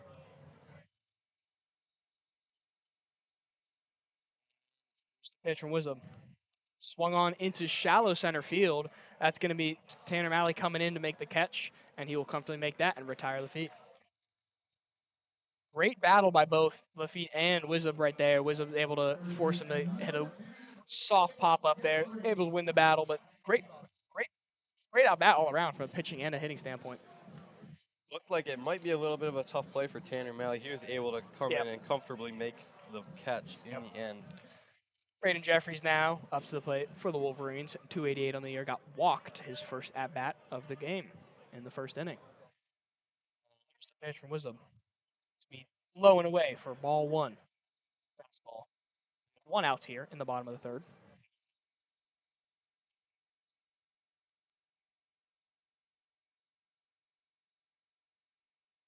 Jeffries, the 3rd baseman. Here's the pitch. He shows bunt for a second there and pulls away. And Jeffries has been known, him and Ladahoff this season have been known to drop down a little bit of a drag bunt a couple times and catch the defense sleeping. Move Pilarski in at 3rd. Here's the pitch. It's going to be swung on foul out of play towards the Michigan batting cages. 2-1 now, 1 out. Jeffrey has been seeing a lot of outside pitches in his 2 at-bats so far. For first couple pitches weren't necessarily close to the zone. That one right there, he finally saw one, fouled it off. We'll see if he's more on it for the rest of the at-bat. And here's the pitch. This is going to be hit into left center field, a little bit deep in the gap there. The tail was giving Malley a little bit of issues there at first, but he's able to cover ground and make that catch. Nice piece of hitting there by Braden Jeffries, but better range from Tanner Malley. Tanner Malley with 2 smooth plays so far in this 3rd inning. Neither of those were easy catches, but he's showing his range out there, made it look easy. Especially that one coming off the bat of a left-handed hitter. I mean, it was tailing away from him in center field because he was trying to cover the gap in left center and it was tailing away from him, still was able to make a good read and make the catch. As that'll bring up Colby Turner now, hitting 333 on the year with a double in the 1st. And here's the pitch. He's going to take a bunt down the first base line. And he's going to be able to beat it out as he was able to catch both Wizub and Thielman sleeping a little bit there on the right side. Great bunt by Colby Turner. That just shows, I mean, we talked about when he first came up to bat how he's been having a great year slugging-wise, but that just shows how versatile of a player is that he's able to still, he's leading the team in slugging percentage, leading the team in home runs, but he's still able to drop down a bunt and get on base there. That was almost perfect positioning on the bunt. It was a very tough play for Wisdom to make right there, and he beat the throw by a couple steps right there. I think a lot of that was based off, you kind of saw how the defense read when Jeffries kind of showed the bunt and pulled back, and they didn't seem to react a ton, at least on the right side, so he saw that they were giving him something there. Here's the pitch to Noah Miller, as that's going to be ball 1, 1-0 here. 2 outs. Colby Turner on first here in the bottom of the 3rd, tied at 2. Noah Miller had a single His first at bat of this game. And here's the pitch. That's going to be low for ball 2. Good eye right there from Noah Miller. That was pitch to not miss by much. He was able to hold back. Yeah, showed the swing for a second there, but was able to check it well. 2-0 count now from Wizard. Miller looking to extend this 2-out rally that Colby Turner started with his bunt single. Here's the pitch. He's going to swing. That's going to be a line drive into right center field. Looks like it's going to beautiful diving play by Tanner Malley. I was just about to say it looks like it's going to fall in, and that's an incredible grab there by Tanner Malley. He was able to completely lay out in right center and make that catch. Tanner Malley had 3 great outs there in center field. None of them were hit right at them like the hit we saw in the top third, right to Greg Pace. That was a great diving catch. Yeah. Beautiful on the turf for Malley, and that might have scored Colby Turner if it got down. Turner. They got by him for sure. That's a beautiful dive there. And yeah, like you said, he's already made some hits, and he's hitting 500 on the year. So it just shows how much of a multi-tool player he is. And he's able to make these plays out in center field and then also back it up with some incredible hitting at the plate. Absolutely, that was a very good catch. That was good. I was literally just about to say, and I think that's going to drop, and then he completely lays out Superman style, makes that catch. If that bounced by him, it was almost for sure that Colby Turner was gonna round second and at least. Oh yeah, especially on 2 outs. I mean, you're running on contact at 2 outs. Yep. Colby Turner was hustling, and we've already seen how aggressive they've been rounding third. So that's incredible play there to cut the inning short there. As we'll be tied at 2, heading into the top of the 4th. You're listening to WCBN Sports as we're live here from Ray Fisher Stadium in Ann Arbor. Great game so far through 3 innings. The pitchers have been battling, but the batters for both teams have been working. Counts deep. Yeah. Going off, discipline the batter's eye, not taking anything too unnecessary. And then we've seen some great plays in the field too, with Tanner Malley right there making that play. Also, the throw out from left field. And from second base with the catcher Noah Miller when he was trying to get to second base. Yeah, good heads-up play. Very heads-up play. Has been playing some great defense so far. Good hitting for the Wolverines. They're 5 for 12, but some timely hits from the Broncos have allowed them to even the score up. And I love that you said that because I was just about to bring that up. Both teams, Michigan's actually hitting better average-wise than the Broncos are, but the Broncos are hitting 500 with runners in scoring position compared to 333 for Michigan. Also, they're hitting 429 with 2 outs compared to 250 for Michigan. So, like you said, I mean, Michigan overall is probably hitting the ball better, but Western Michigan is having more time to hitting, more 2-out rallies, more hits with runners in scoring position, and that's what's allowed them to stay in this game despite giving up Michigan having 5 hits compared to their 3. As Josh Polowinski's going to come up to the plate, he flew out to left field. His first pitch from Bradley. He's going to crank it into left field on a ground ball that got through Culbertson. Brandon Jeffries attacked early on the first pitch there. Hard hit ground ball. The Broncos will have the leadoff runner on off of the single from Polowinski. Absolutely hard hit ball right there, right in between the third baseman Brandon Jeffries and Culbertson at shortstop. Yep, he ambushed Grant Bradley there. And that's going to bring up Adam Lehman. Solo count here, no outs, top. And here's the pitch. That's going to be in there for strike 1. 0-1 now. Great breaking ball there. Looks like it might have been a slider. Caught the outside edge of the plate. 0-1 is the count. Runner on first, no outs. Here's the pitch. Going to show bunt. He's going to pop it up foul behind the dish. That's always a scary moment as a hitter when you show bunt and you feel it come off your bat into the air. You're praying that it's going somewhere where the fielders can't make that play. I think Coach would have been too happy if he bunted that into a double play. Yeah. But Bradley gets up in the count early again. 0-2 now. Polowinski. Sorry, not Polowinski. Adam Lehman. Polowinski's on first. That's going to be a strikeout there on a nice breaking ball outside and up. Caught the corner. Strikeout, backwards K there for Lehman. Nice pitch from Grant Bradley as he kind of gives a little bit of a shrug and a smile to the dugout. Looked like it might have been a little bit up and away, but got the call. And I floated that off speed in there into the zone. It looked like Lehman was expecting a much able to get the strikeout for Bradley. Changed the eye level bunch there in that at bat multiple times. As well, one out now in the top of the 4th. On first. And Malley coming up to bat. He grounds the ball into left field. He's able to get it past Braden Jeffries. And the leadoff hitter for the Broncos increases batting average by even more. He was hitting 540 coming into that at bat. And like we said, he had an incredible inning, half inning in center field there, and then backs it up with a single. You can't even make it up. First pitch just absolutely ripped right past Braden Jeffries at third base. It's going to be runners at first and second here with the dangerous Drew Howard and Michael Maloney coming up for the Broncos. Drew Howard already had a RBI single in the second inning. He's going to look to add to that in the third here. Here's the 0-0 pitch from Grant Bradley. He's going to swung on hard to Braden Jeffries. He's going to sling it to Luna at second base, who gets the out at second. Could not get the out at first, though. His throw was a little bit errant, was a little bit off balance as he was trying to get to Austin for it there. But nice way to pitch it out there for Grant Bradley. Could not quite turn the double play, though. Great play from Cooper. Sorry, Matthew Austinford at first base right there. If that got by him, that scores a run. So clutch pick right there. And it's tough. Carson Luna kind of had to rush his throw because Drew Howard is a very speedy runner. So he had to go faster than I think he would have normally wanted to, and was not able to quite turn it. But they were able to get the run out at second. That's honestly the most important part there. Now we got 2 outs. Runners on first and third here in the top of the fourth. With Michael Maloney up to bat. He's going to swing and foul it off into the parking lot. 0-1. As Bradley gets ahead early here. And another 2-out situation for Western Michigan with runners in scoring position. They've been hot so far.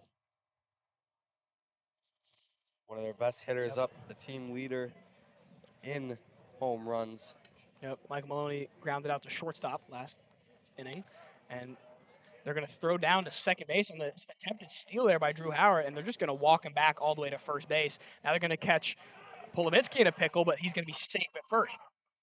And a little bit of trickery here from the Broncos as Drew Howard showed he was attempt to steal there, and he was designing himself to get into a pickle there to see if they could catch Michigan sleeping and potentially send Polowitsky there from third. But that was really heads-up play, great IQ there from the Wolverines to prevent both those from happening. Now we're going to go back to first and third. Definitely an interesting play right there. Very risky from the Broncos, but it's fun. You see a lot of it's fun to see that type of play. You see a lot of that type of first and third play in high school ball, so it's fun to see it at this level too. Try and draw a throw and potentially steal a run.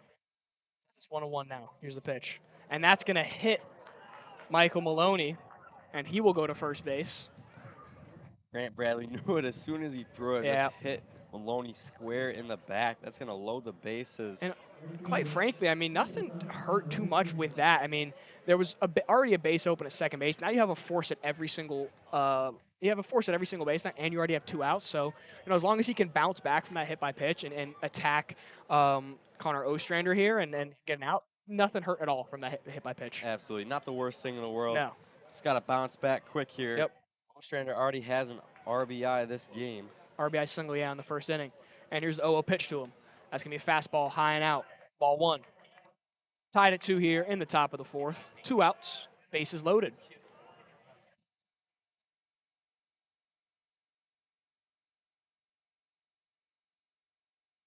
As Grant Bradley will come set. Kicks and delivers. Here's the pitch. That's going to be ball high. Slider missed just a tad bit high from the top of the zone. 2-0 now. As Connor Ostrander's working a good at-bat here with bases loaded here, trying to get a 2-out rally. Tack on some more runs. 2-0 pitch for Bradley. That's going to be swung on and missed by Connor Ostrander. 2-1. Good pitch there by Bradley. Just blew it by him. Elevate the fastball. It's hard to catch up to a elevated fastball there. Very clutch pitch there to keep himself from going down 3-0. Yep. 2-1 now. Ostrander. Bases loaded. Here's the pitch. Swung on into right field. That one's going deep, but looks like Colby Turner is going to get there, settle under it, just near the warning track, and he's going to end the inning and get out of a bases loaded jam. Great work there by Grant Bradley. A lot of base runners on, and got a hit by pitch there to load the bases, but made quick work of Ostrander and got himself out of a jam. Good work. A little scary there right off the bat from Ostrander. Looked like it might have a chance to get out, but Colby Turner was able to make the routine fly ball. Good job from Bradley. That was a high stress situation, and he's able to make his pitches, get out of the inning. Yeah, that was great. And Wisdom's still going to be on the mound here for the Broncos. Just 60 pitches so far on the day. Yeah, they're just letting him go. I'm not surprised, a little bit shorter release here for Michigan. Again, we've already mentioned it several times, but they have, one of the biggest series that they have had in quite some time this upcoming weekend. So you want as many arms fresh for that as you need. So I'll be interested to see. They pulled Preston Barr early. I'll be interested to see how much more of a leash they have for Grant Bradley. And leading off this inning for the Michigan Wolverines is going to be Carson Luna, Matt Ossenfor, and Evan Hager. Carson Luna had got out his first at-bat of the game. Matt Ossenfor and Evan Hager both 1 for 1. Yet again, even though we're starting at the 5th hitter, there are no breaks in this Michigan lineup. Not at all all. these guys are dangerous, as we already seen Ossenfer and Hager go 2 for 2 combined. And Luna's been having a great season too. Mm-hmm. Yep. Yeah, 278 on the season. He's hitting 375 as a leadoff hitter, so he's leading off this inning. So he's great in these top of the inning scenarios here. Wizup is going to need to have his best stuff here this inning. Yep. This, I said last inning, but this is probably going to be his last inning. He's going to have to finish off strong. We'll see if he's out here again at the bottom of the 5th. We'll see him here in the bottom of the 5th next inning. He's just going to stand the whole time. Prove us wrong. 0-0 count here. Here's the pitch. That's going to be breaking ball in there for a strike as Luna swung over top of it, chased out in front on his front foot. That's been his best pitch so far, that breaking ball in the dirt. Made the Michigan batters look a little uncomfortable out there. 0-1 now to Luna. And here's the pitch. That's going to be swung on, grounded right up the middle for a base hit as Luna is able to get a single as he's going to take a hard turn around first base. He was trying to see if he could catch Malley sleeping as Malley was a little bit slow to get into that ball. Nice hard turn by Luna, and that's going to be a leadoff single.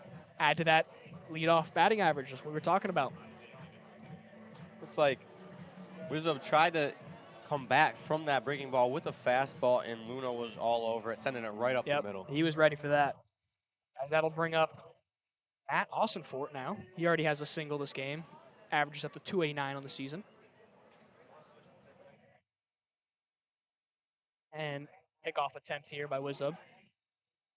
Luna was ready for it, though, as we have one runner on first. And 0-0 count, no outs.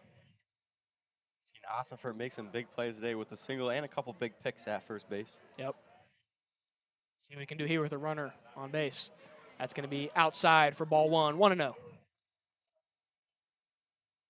Matt Ossenfort, the transfer from NC State. He hit 240 at NC State. 16 games started, 24 appearances, 12 hits in total. Here's the 1-0 pitch from Wizub. That's going to be swung on foul out of play towards the Michigan batting cages. 1-1 now, as Wizub's able to bounce back from that first pitch ball. It's nice to have a lefty up here with a runner on first. See if you can get something down the line. Potentially could be extra bases and score Luna. Here's the 1-1 pitch. That's going to be in there for strike 2. Good pitch to Ospey right there from Wizub. Yep. Caught the outside edge. 1-2 now. No outs in the bottom of the 4th. Still tied at 2. 1-2 pitch to Ossenfort. That's going to be swung on, grounded up the middle. Nice diving play there by Drew Howard as he's able to flip it to Maloney and get the out at second, but they're going to call him safe. Sorry, out at first. Also, nice double play turn there by the Broncos, as that was a beautiful stop by Drew Howard to able to get the double play. Yeah, we've seen some unbelievable fielding here from the Western Michigan Broncos. Another great diving stop right there. And that's an efficient double play. Mm-hmm. And it's been a lot of the guys, too, that are like the best hitters on this lineup, too. We talked about Tanner Malley, but then also Drew Howard and Michael Maloney also making some great plays in the field and backing it up in the box. Absolutely. That was a clean double play. as the first pitch to Evan Hager is foul tipped, strike one. 2 outs here in the bottom of the fourth. Evan Hager had a double in the second inning. Almost was an RBI double as they opted to send, I believe that was Austin Ford, they opted to send home. 0-1 count here. 2 outs in the bottom of the fourth. Here's the pitch. That's going to be outside for ball one. 1-1.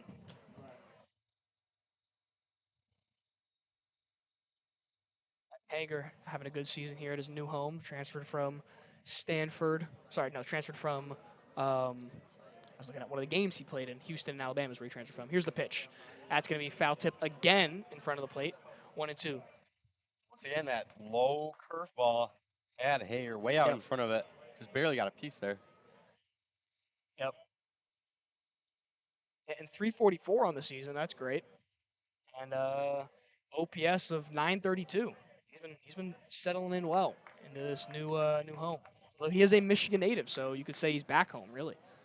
And here's the 1-2 pitch. That's going to be up and away for ball two. Working a count here with 2 outs in the bottom of the fourth. That was Wizzov's top velocity today. Tried to get Hager with a big strikeout there. And here's the 2-2 pitch. And he's going to lay off the slider down and away, and he's going to get a full count now with 2 outs. Trying to start some sort of rally here in the bottom of the fourth. So we saw Western Michigan doing the first 2 innings, get 2 outs, and then just get one person on. See if Hager can do the same for the Wolverines. Yep. Thielman and Howard both playing deep on the right side of the infield. And that last pitch is going to be ball 4, and he's going to walk Evan Hager. Great job to battle there. Yep, second base runner of the inning. So that's going to bring up Culbertson now. He had a strikeout his first at-bat in this game. Let's see if he can extend this the on-base streak here and start a rally. Hager 2 for 2, or 2 for 4 this year on stolen base attempts. Something to keep an eye on. Yep. And pick off from Wizzub. Not going to get Hager. He was ready for it. Keeping him honest. Yep. Exactly.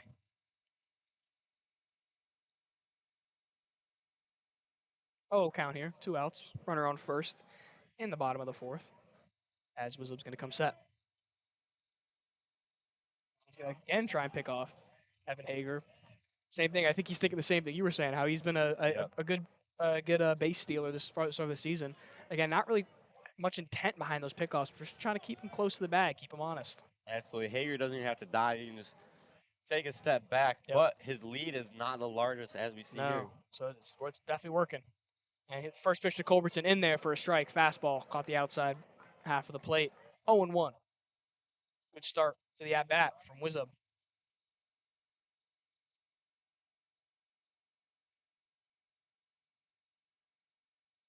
He comes set. Here's the pitch.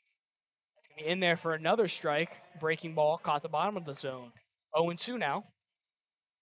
Culbertson, Ben Michigan's coldest hitter so far in the season, but he's been solid at shortstop. We've seen him make a couple great plays in the field today. See if he can get a clutch hit here, down 0-2 in the count. Yep. That's from Oklahoma State. And third pitch of the at-bat, down low. Ball 1, 1-2 now. He's going to try and extend this at-bat as long as he can. Again, we talked about pitch count for Wizzub already at 72, so try and extend these at-bats as long as you can. Force the Broncos ahead to their bullpen. There's the 1-2 pitch. Hager goes on a stolen base. He's going to make it in there safely, but the hit shot softly to Michael Maloney, and he's going to retire Culbertson at first base. Looked like it was a hit and run there, just a straight-up steal from Evan Hager. He made it in safely, but nice play by Maloney to get Culbertson at first base. Good job on the chopper. He charged in. Clean fielding and then nice easy throw over to first base to retire Culbertson. Tied up going into the 5th inning here. It's been a good game. Yep. No scoring though since the 2nd inning of this game, as both teams pitching and defenses have started to settle in after the initial onslaught of a lot of hits. Yeah, absolutely. Both teams have settled in here. It was a little hectic to start the game. You know, the first 3 half innings all had runs, some crazy base running, and the pitchers, both teams, pitchers have gotten themselves into some jams. They've been able to work themselves out. Some great fielding from both teams. Yeah. As Grant Bradley's still going to be in the game here for Michigan on the mound. On deck for the Broncos, Avery Thielman, Mason Pilarski, and Lucas Rick. Thielman had a single in the first inning and a hit by pitch in the third. So gotten on base both of his at-bats so far this game, looking to extend that streak to 3.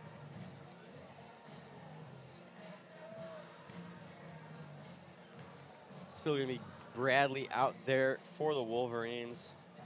He's been pretty efficient so far. He got himself into a little bit of a jam last inning, but most of his at-bats, we've seen a lot of one-pitch, two-pitch outs for him. Yeah, it's been great. Which is exactly what you want. Especially, like we said, when you've got this big series coming up over the weekend. Mm-hmm. Yeah, and I mean, his ERA is still sitting at 0. Whip is at 0.86, which is great. And his pitching against leadoff hitters is also pretty good. His opponent's average when they're leadoff is 222 against Bradley, so he's been doing good at limiting leadoff base runners. As Thielman will step into the box now. It's going to be important for the Wolverines to have a quick inning here. Thielman hitting 184 on the season. Here's the first pitch.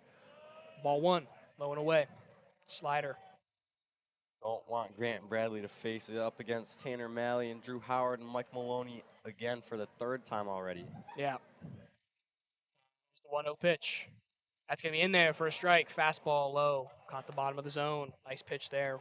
Even the count in the top of the 5th now. Perfect placement. Caught the bottom outside corner of the zone. Here's the 1-1 pitch from Bradley. That's going to be low and away. Hold it a little bit. 2-1 now. To Thielman. No outs here in the top of the 5th. Tied at 2. Here's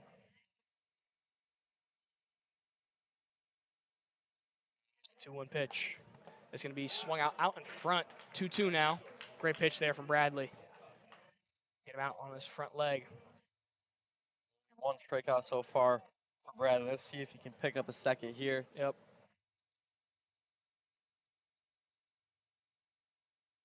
Here's the 2-2 pitch from Bradley. That's going to be foul tipped behind the plate. Great job by Thielman staying alive right there.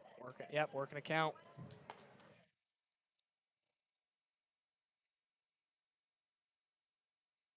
1-1. Sorry, 2-2 now in the top of the 5th. No outs. Bradley kicks and delivers. That's going to be grounded to Culbertson. He's going to scoop it up. Fire over to first, Austin Fort. Good stretch by Austin Fort to get the out and retire Thielman. Great way to start the inning. We've seen Austin Fort a couple times with some great stretches over there at first base. Yeah, he's very flexible over there at the corner. Thielman ran that one out hard. Actually almost reached it on pretty much a ground ball.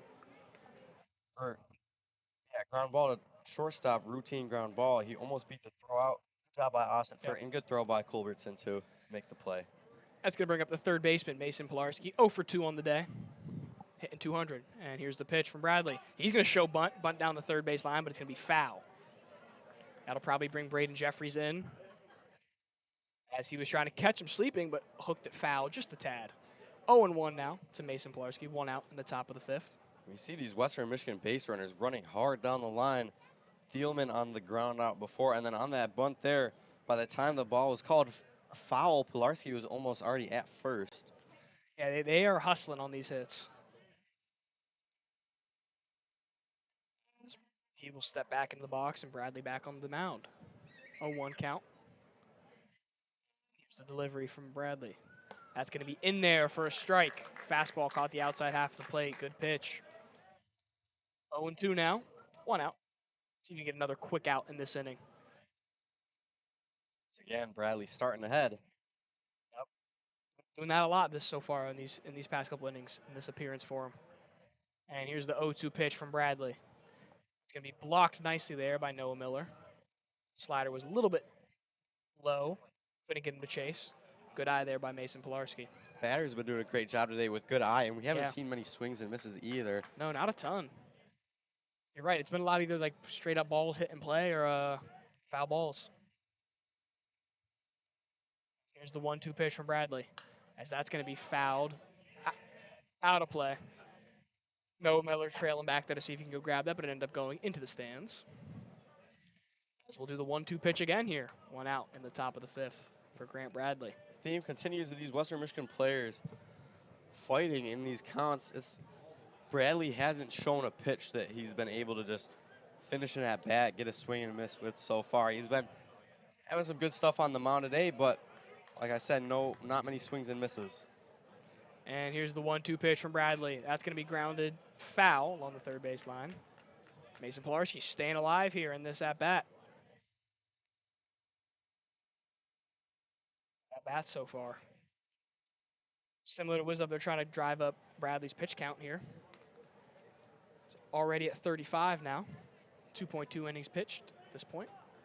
Michigan does have some activity going on in the bullpen. Unfortunately, we can't quite see the Western Michigan bullpen. And here's the pitch. That's going to be just taken barely for a ball. 2-2 now. Great eye right there. We've seen these Western Michigan and Michigan batters all be very disciplined. It looked like he was almost going to check swing there, held off. Yep. It appears to be Slade Moore out there warming up in the Michigan bullpen. As we'll have a 2-2 count here now, and here's the pitch from Bradley. It's going to be ball 3, low, fastball. Couldn't quite catch the zone. It's full count here, as Mason Pilarski's been able to battle back. He was down 0-2 early in this count, and he's been able to battle back to a full count with 1 out in the top of the 5th. Looking to be the first base runner of this inning. A little confusion there with shifts, as that's going to be hooked foul on a line drive. The dugout was not happy right there for Michigan. Not sure quite what they were yelling about, but I can't tell if it was over there to Matt Osford first or over to the first base umpire. confusing there, but it's the full pitch count again.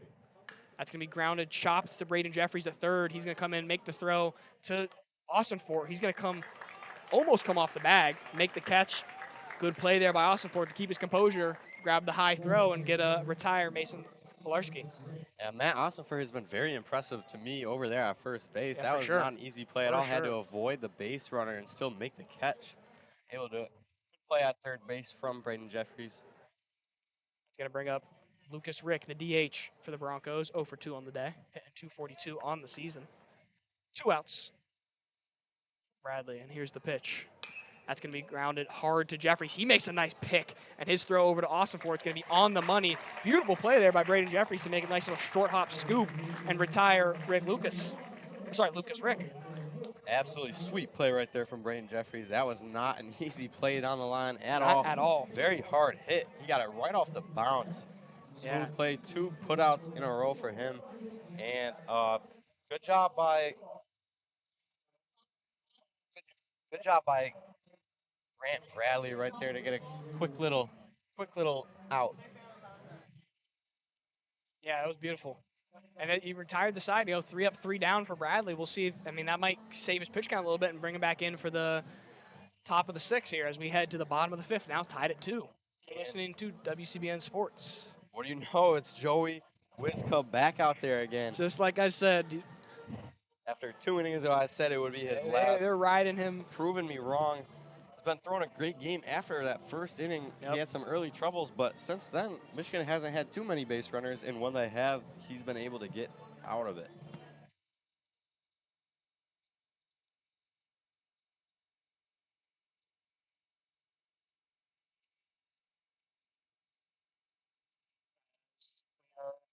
Preparing to come back out of the middle of the inning. Still taking their warm-ups. Due up for the Michigan Wolverines. It's going to be Greg Pace is the first guy up, the Wolverines. He grounded out his first at-bat to short. And then after him, it'll be the top of the order, Jack Lafitte and Braden Jeffries. It's almost like starting at the top of the order because even though Greg Pace Jr. is in that 9 spot, he's a very capable hitter. Oh, yeah. Yeah, you might. Yeah, exactly. That's a great way to put it. You're pretty much starting at the top of the order. Greg Pace hitting 308 on the season, 429 on base percentage, 410 slugging. So, and more interestingly, he hits 444 as a leadoff hitter. So, definitely a great position for him to get on base here. And Wisdom's definitely going to have his stuff here. pitch count up into the 70s. Yep. See if the Wolverines can finally kind of take advantage of that. Yep. Again, can't quite see the Western Michigan bullpen. We're blocked kind of by the backstop there, so I can't see if there's activity, but you'd have to assume so. And here's Greg. First pitch in there for strike one. 0-1 from Wizub. Really has his off-speed under control now. He's kind of floating him right into the zone. The Wolverine hitters have not looked very comfortable out there. And here's the 0-1 pitch. That's going to be swung in front of 0-2 now. Good off-speed there from Wizub. Pace is going to have to figure something out here down quick. 0-2 now here for Greg Pace. No outs. Delivery from Wizub. That's going to be low and inside for ball one, 1-2. Greg Pace looking to battle here. Greg Pace coming off a career year last season, slashed .313, .448, .586. He had 14 extra base hits, 6 home runs, 21 RBIs, 54 games played. He was a 1. OPS hitter. Here's the pitch. That's going to be swung on, and I think Greg thought he tipped it there for a second, but they're going to say he swung and missed. That's going to be a strikeout for Wizub as he retires the leadoff hitter of the inning. Wizub's second strikeout of the game there, but that whole at bat, his off speed just kind of had him in control over Pace. Start to the inning for Wizub as he's really kind of found his rhythm here. Too bad for the Broncos. His pitch count is getting into the 80s. Yeah. And Ladahoff now coming into the game. He's going to replace Lafitte as the DH. Ladahoff been doing really well this season. 263, 474 slugging. 15 hits on the season.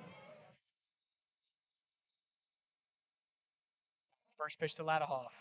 It's going to be in there for a strike. Like you said, what's up? He's trying to find his rhythm. Ladahoff has been the DH for a lot of the season so far. Here's the pitch. Ball one. 1 now. Ball's inside. Ladahoff has started 14. Before this game, he started all 14 games. 10 RBIs, 15 hits. He had two home runs on the season. And here's the pitch. It's going to be outside for ball two. 2-1 now with 1 out. 1 out in the... Good eye from Ladahoff. That one was outside all the way. Looks like he didn't even really consider it. Yep. And kind of how we noted before, that fastball started on the outside half of the plate, but he has so much arm side run, it went outside. And here's the pitch. And that's going to be check swing foul as Ladahoff tips it on his check swing. Same thing kind of there. Another outside pitch. Yep. This time he started his swing, but held back, but bat caught a little bit of the ball there. 2-2 now to Ladahoff, 1 out. Bottom of the 5th inning here. And here's the pitch. That's going to be swung on, chopped to second base over there to Drew Howard. He's going to collect it nicely and make a play. His throw errant to Thielman, and it's going to bring him off the bag, and that's going to be a safe for Ladahoff, as Thielman had to come off the bag for the throw. And great way to get on base there for Ladahoff. Any means possible. That was great hustle right there. It was just a simple chopper to second base, but that was Drew Howard just kind of pulled his throw a little bit. Ended up pulling the first baseman, Avery Thielman, off the bag, and Ladahoff is on. We'll see if the Wolverines can start a little bit of a rally based off that. Yep. Got a run with 1 out here in the bottom of the 5th. Up to bat now for the Wolverines, third baseman, Braden Jeffries. He has a walk and flew out to left field this game. First pitch to Jeffries. He's going to swing on ground ball up the middle. It's going to get past Howard at second base. They're going to send Ladahoff to third and hold Jeffries at first. Great piece of hit in there to ambush Wizeb on the first pitch of the at-bat. Looks like it was a hit and run there because Ladahoff was running as soon as the pitch came delivered. Yeah, that was like a perfectly executed hit and run right there. Good piece of hitting by Braden Jeffries, and then Ladahoff was able to get a great jump on that. Yeah, two great at-bats and unselfish at-bats there. Now, all of a sudden, you have first and third here, 1 out in the bottom of the 5th, as we're going to have a conference here at the mound. Interesting to see if they keep Wizub in. Looks like Someone might be coming in for the Broncos here. It's going to be a tough spot with runners on the corners and only one out. Kind of similar to what we saw for the Wolverines earlier in the game. Yep, and they're going to go to the bullpen. That'll be Wisdom done for the day. 4.1 innings pitched, 7 hits. Gave up 2 runs, had 2 walks, and 2 strikeouts. Also gave up 2 doubles. Faced 20 batters. And the reliever in for the Broncos. I've not been able to quite see his number yet. A solid outing from Joey Wisdom. He comes in, he's given up more runs than he has pitched, and in first inning he gives up 2 runs kind of right away, but it didn't rattle him. Yeah, he settled in very nicely. Very well. He settled in. That was good to see from him. We are still tied at 2 here in the bottom of the 5th. 1 out, first and third. 44, Matt Maloney on the mound now for the Broncos. Redshirt senior, right-handed pitcher from Illinois. ERA on the season, 4.5. He has 4 innings pitched so far. Has 3 appearances in this season. Last season, he had 10 appearances out of the bullpen for Western Michigan. 9.1 innings pitched, 7 Ks. Brother of the shortstop, Michael Maloney. Yep. He, prior to Western Michigan, he was at University of Evansville, where he did not see any game action. Prior to that, he was at Southwestern Illinois College, where he had 11 starts. He's taking his warm-up hitters, and tough spot for him to come into, first and third, with the heart of the lineup now for Michigan up. Colby Turner already 2 for 2 on the day, and then after him, Noah Miller 1 for 2, and Carson Luna 1 for 2. So it's going to be a very tough spot for him. See if he can limit the damage, stop the bleeding here. Definitely a tough spot for him to come in with Colby Turner, who started off with that double in the first inning and then had kind of a sneaky bunt single during his last at-bat. But not ideal for Matt Maloney to go against someone hitting 344 on the season with runners on the corners like this. He's going to ideally hope for a ground ball here, try and get a clutch double play. Yeah, that definitely is. He's going to be pitching some ground balls here. Try and keep something in the infield and prevent, if up the middle, they're going to be turning 2, and anything to the corners, they're just going to make sure that Ladahoff does not score from third. Yep. Interesting with Braden Jeffries on first base too. He has 2 stolen bases on the season. He's been caught 2 times, so sitting at 50% there. Yep. Especially in this first and third scenario.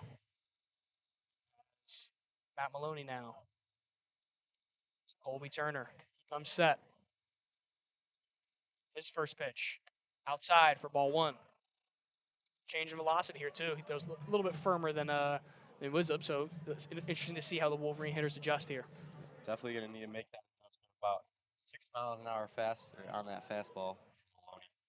Here's the pitch. That's going to be grounded to third base. They're going to try and roll 2 here. Gets the out at second base. Their throw to first is in time and gets Colby Turner first. And that's going to be a double play to end the inning and prevent Michigan from scoring in a first and third 1-out scenario. Great defense there from the Broncos to keep this game tied as we head into the top of the 6th. Just timely plays for the Broncos, not only hitting but also fielding. They've turned 2 clutch double plays now, made some great plays in the outfield as well. Very impressive game so far for the Western Michigan Broncos through 5 innings, just all around hitting and fielding. They're not scared to come into this not at all. Michigan's home stadium. On the mound now, making a change for the Wolverines, going to be Slade Moore. Pitching for the Wolverines now as Grant Bradley's day will be done. Grant Bradley finishes his day. 3.1 innings pitched, 3 hits, no runs, 1 strikeout. Faced 15 batters. Another great outing for Grant Bradley, as he is he's continuing to excel this season. Definitely a good outing for Bradley.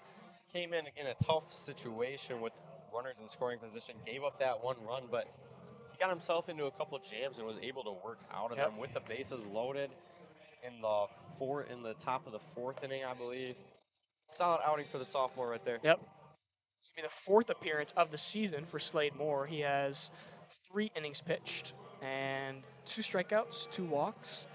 He had a strikeout in an innings pit and 1 inning pitched against FSU, big ranked matchup there. He was the number seven ranked player in Michigan coming out of high school. In his senior year of high school, he had 110 strikeouts with a 1.2 ERA. So this guy brings a lot of upside to this Michigan lineup as he's going to come in and try and keep this game tied at 2 in the top of the 6th inning here in Ann Arbor.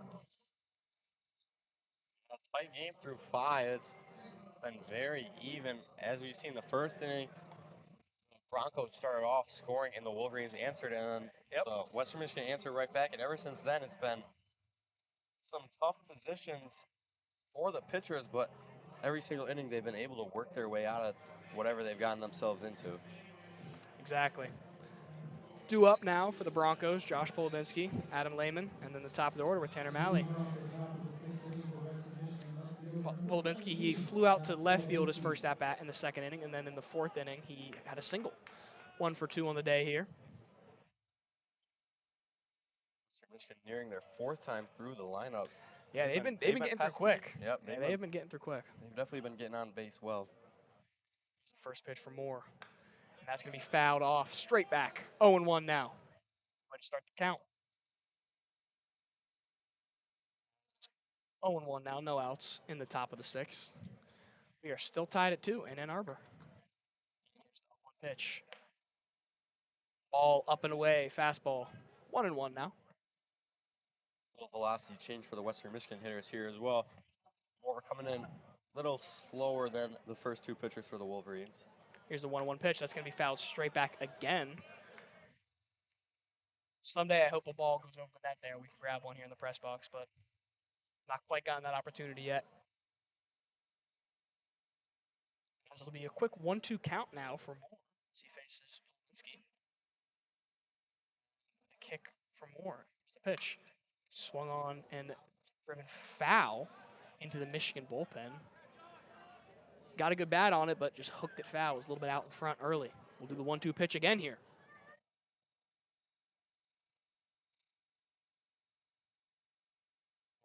Moore delivers.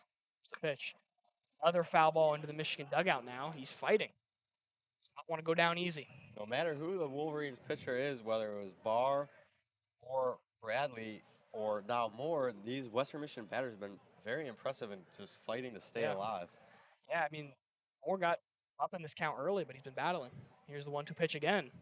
No one's going to be hit to Braden Jeffries over there at third. He's going to sling it over to Austinfort. Another great stretch from Matt Austinfort at first, and they'll retire the first batter of the inning. Nice play by Braden Jeffries. We've been calling his name a lot over there at the hot corner.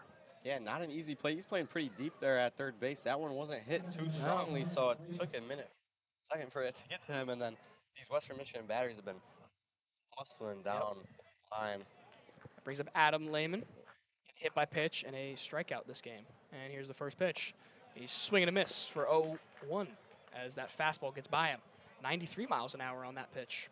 Maybe what I was looking at earlier, he was throwing a lot of off speed because that was much faster than before.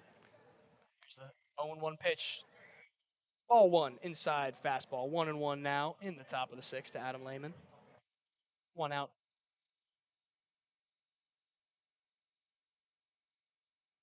Set again here. The pitch.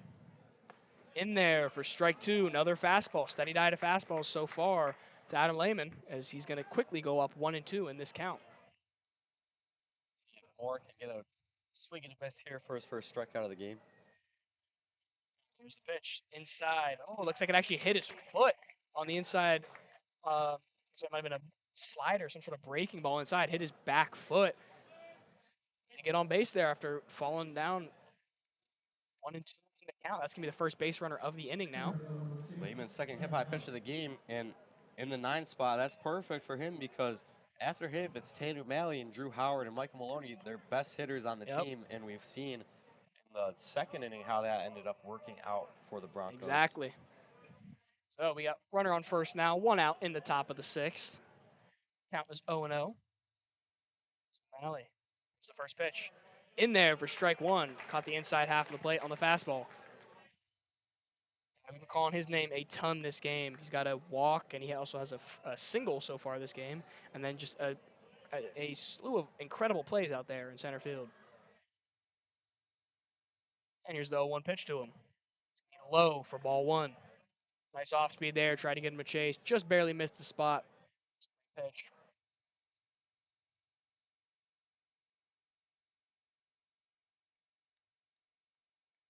Lehman not taking a huge lead off of first base. Moore is the lefty. And here's the pitch. It's going to be fouled straight back. 1-2 now. As Moore's been doing a great job of getting ahead in these counts and putting pressure on these Western Michigan hitters, getting them on their heels. Looks like the fastball definitely had Malley a little late. Yep. So far, all Moore's best pitches have been the fastball. We'll see if he keeps that up with the 1-2 count right here.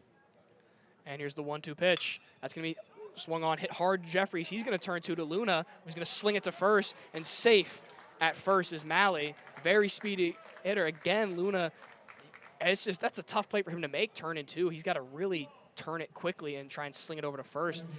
This top of the order for the Broncos is very speedy, so was not able to get turn two, but get the leadoff runner at second. That's the most important part, as we have 2 outs now in the top of the 6th.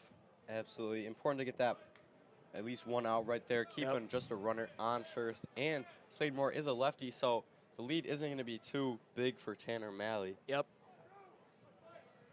He has 7 stolen bases, though, on the season. So clearly not a guy afraid of running, as that first pitch from Moore is going to be fouled out of play straight back to Drew Howard. 0-1 now. Malley been on base so many times. Oh, yeah. Taking advantage of it with these stolen bases, but it's going to be a little tougher here with the lefty. And Noah Miller does have a great arm. So 0-1 pitch. That is going to be, they're going to check his swing. First base umpire says he did not go, and that's going to be 1-1. As we have 2 outs, runner on first. This is a big at-bat here for Slade Moore to get an out here, because hard in the order for the Broncos. Want to prevent 2-out rallies. That's kind of what the bread and butter has been for the Broncos this game. As that breaking ball is going to be in there for strike 2. Great pitch to get ahead in the count. I think every single batter he's faced so far this inning, he's gotten up 1-2. Yeah, great Something job like getting ahead right there. That was a great breaking ball right there. Huge velocity change from the fastball. I was able to backdoor curveball to catch the outside part of the plate. And here's the pitch.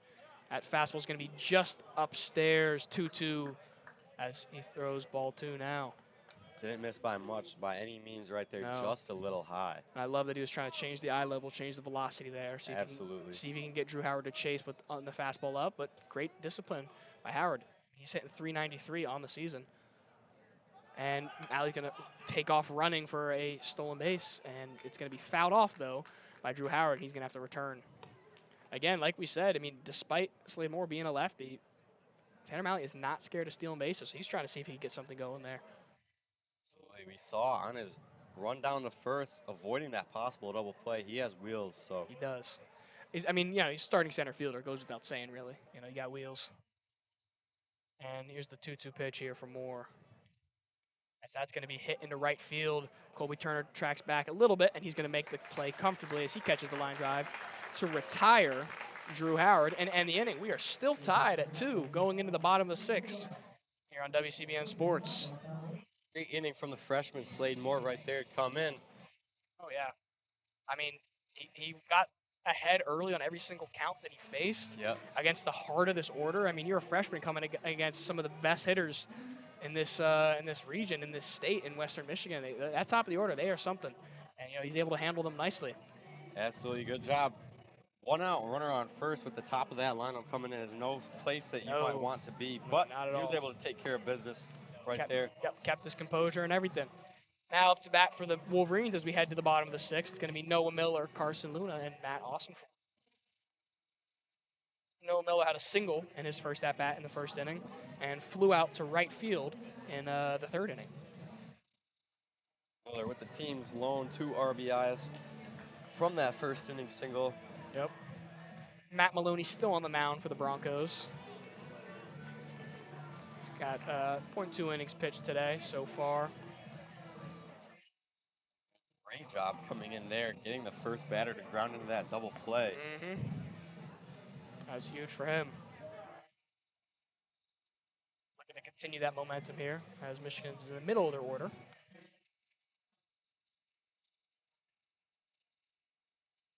Michigan, you're going to need a spark here. It's been It's been quiet since the first inning. They haven't 5 straight innings. They have not scored since the first inning. It's kind of like what we talked about at the beginning pregame too. I mean, they've been getting a lot of hits as a team.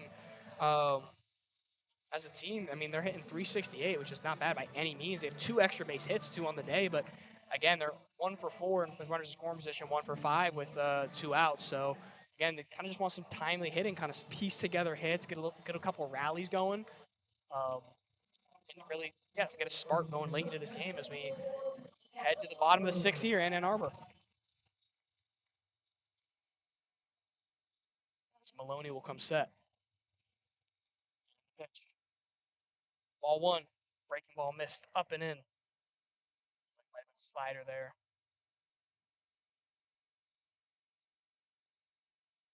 It's 1-0 now. It's Miller. It's going to be ball 2 now. Fastball low and away. Starting catcher here tonight. Sorry, this afternoon for the Michigan Wolverines. The Wolverines did early in the first inning. They made the pitchers work, getting ahead in the count early with counts like these, 2-0. Yep.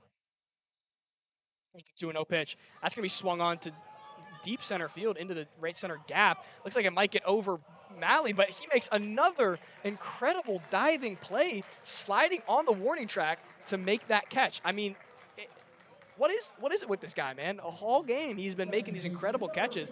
Beautiful bat on ball there by Noah Miller. He looked like he might have been able to get a double. That was going to bounce one hop the warning track. You can't even make that up. That's just a great play from Tanner Malley right there. That was hit deep into the right center field gap. It looked like he wasn't going to get it, and then all of a sudden slides it. Last second, just again, man.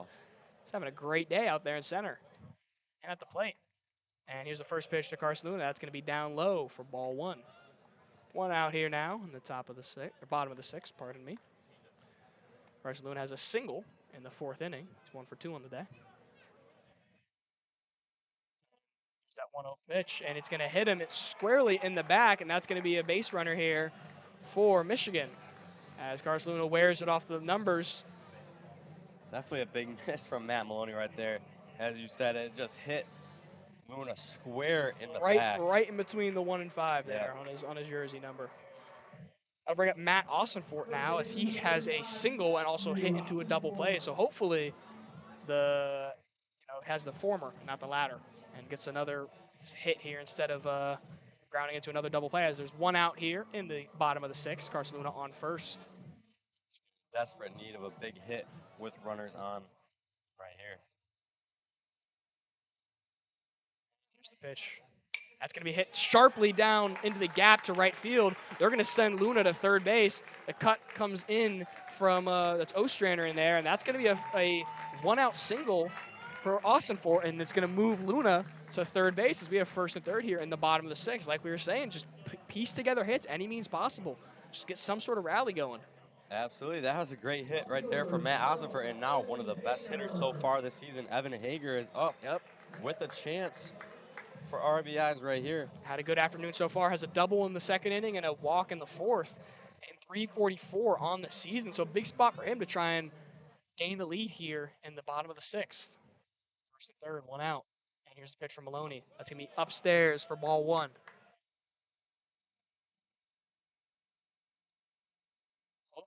Michigan's definitely hoping. They had this similar situation previously with first and third and hit into a double play. So hopefully they're looking to capitalize here on another first and third situation late in this game. Midway into this game, let's say.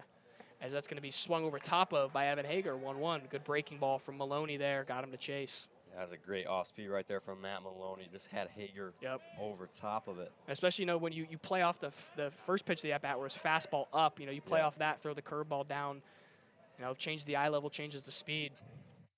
The 1-1 pitch. He's going to bunt down the third base line. That's going to be a suicide squeeze for the Wolverines as Luna's going to come in safely at home. They're going to get Hager at first base, but perfectly executed suicide squeeze there for the Wolverines, and they're going to take the lead here in the bottom of the 6th.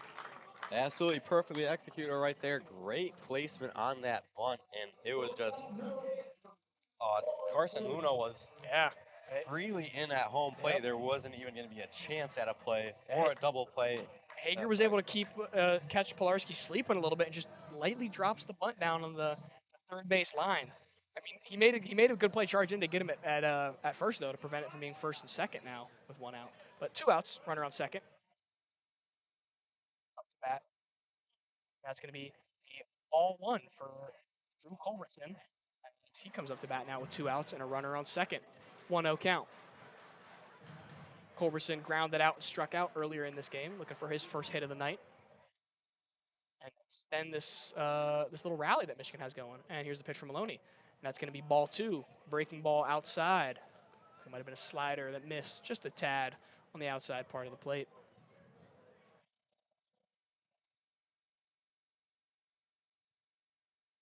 Awesome for it. Decent lead off of second base there. And here's the pitch from Maloney. That's going to be up and in to Culbertson. Just barely missed his helmet. And that's going to be 3-0 count for Culbertson now. Wonder if he's going to get the green light here with this runner in scoring position in a tight game. Hey, yeah, it would be interesting to see, yeah.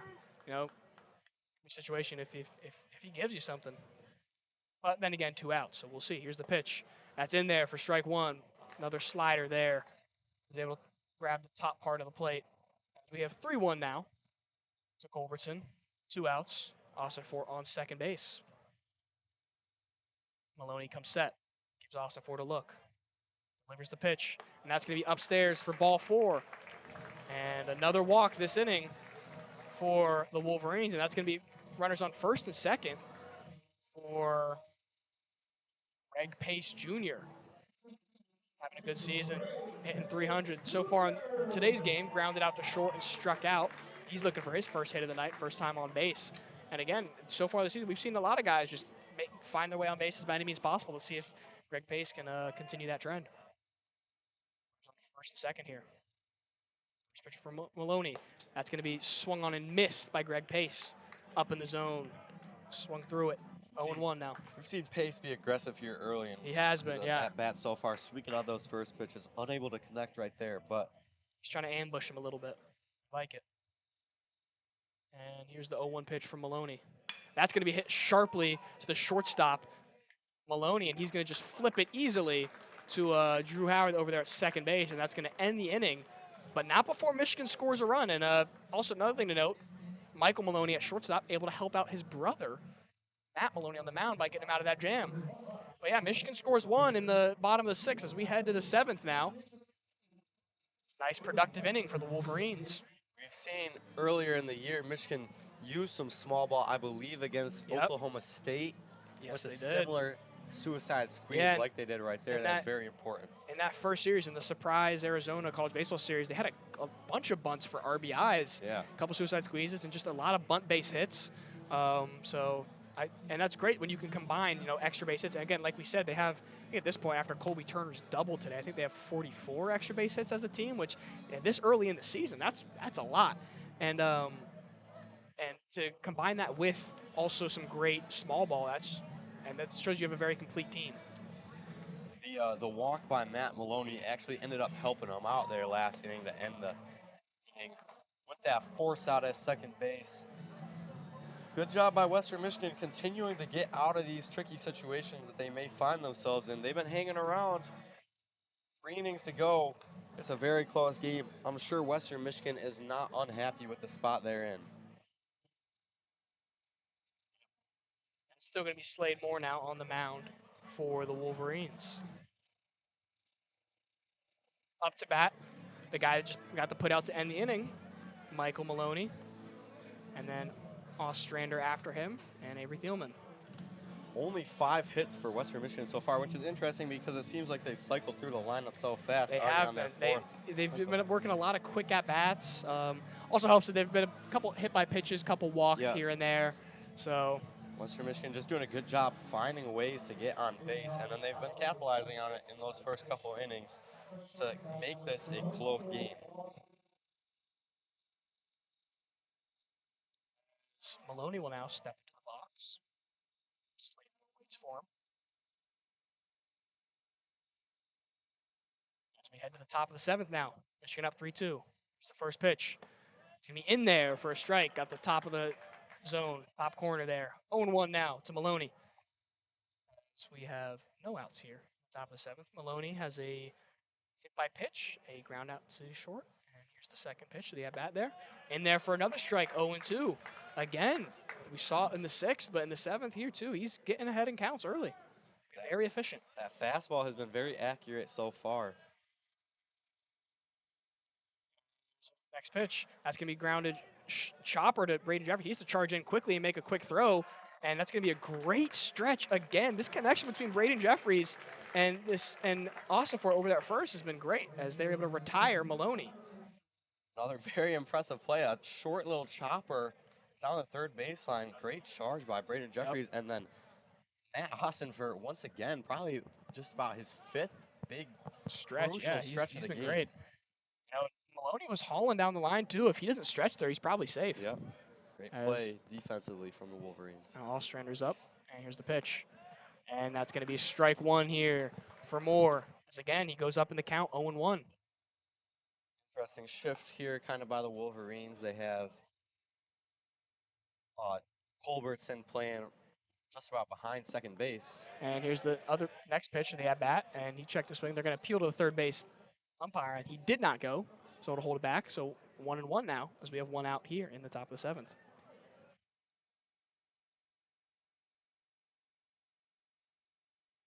Here's the 1-1 pitch. That's going to be in there for a strike, as we have 1-2 now. Fifth straight batter, or fifth or sixth straight batter, where he just gotten up early, controlling that strike zone. Good to see from the freshman. Yep. Ostrander had a single in the first inning. And here's the 1-2 pitch. That's going to be hit straight up the middle. Culbertson's there as he was playing the shift in the up the middle, and he's going to retire Ostrander. Nice play there by Culbertson as he was shifted pretty much in line with second base there, so able to steal away a hit. Shift ended up working out perfectly there, even though the ball was hit on the right side of the bag. Shortstop Culbertson was still able to make the play.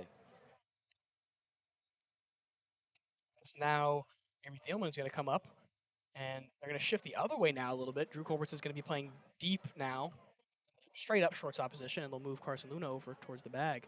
Here's the first pitch. It's in there for a strike, 0-1. Again, man, he is lighting it up early in these at-bats.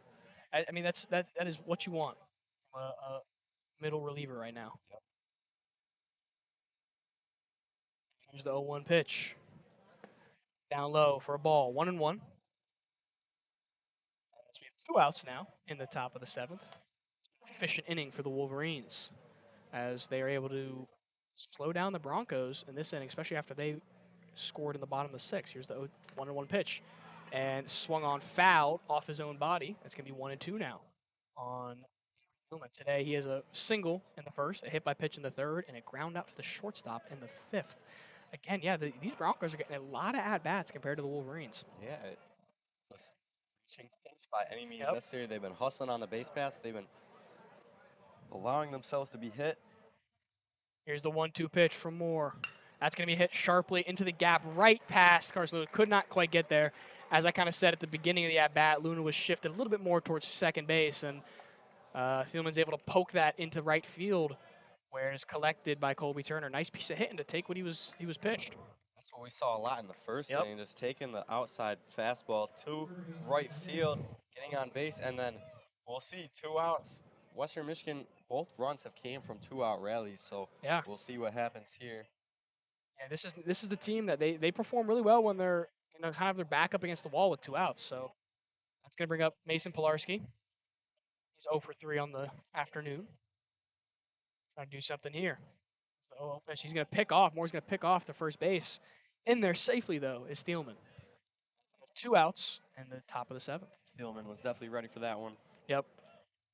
He's not taking a huge lead off of first base. He has 50% stolen base percentage. He's attempted 2, stolen 1. Here's the 0-1 pitch for Moore. That's going to be ball 1, up and away on the fastball.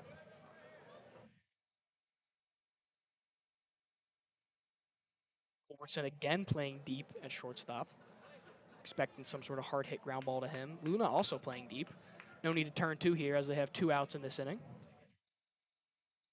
It's the 1-0 pitch for Moore. That's going to be in there for a strike, 1-1. Nice fastball there. Good pitch there. Wolverines really just want to get back into the dugout, finish the inning here.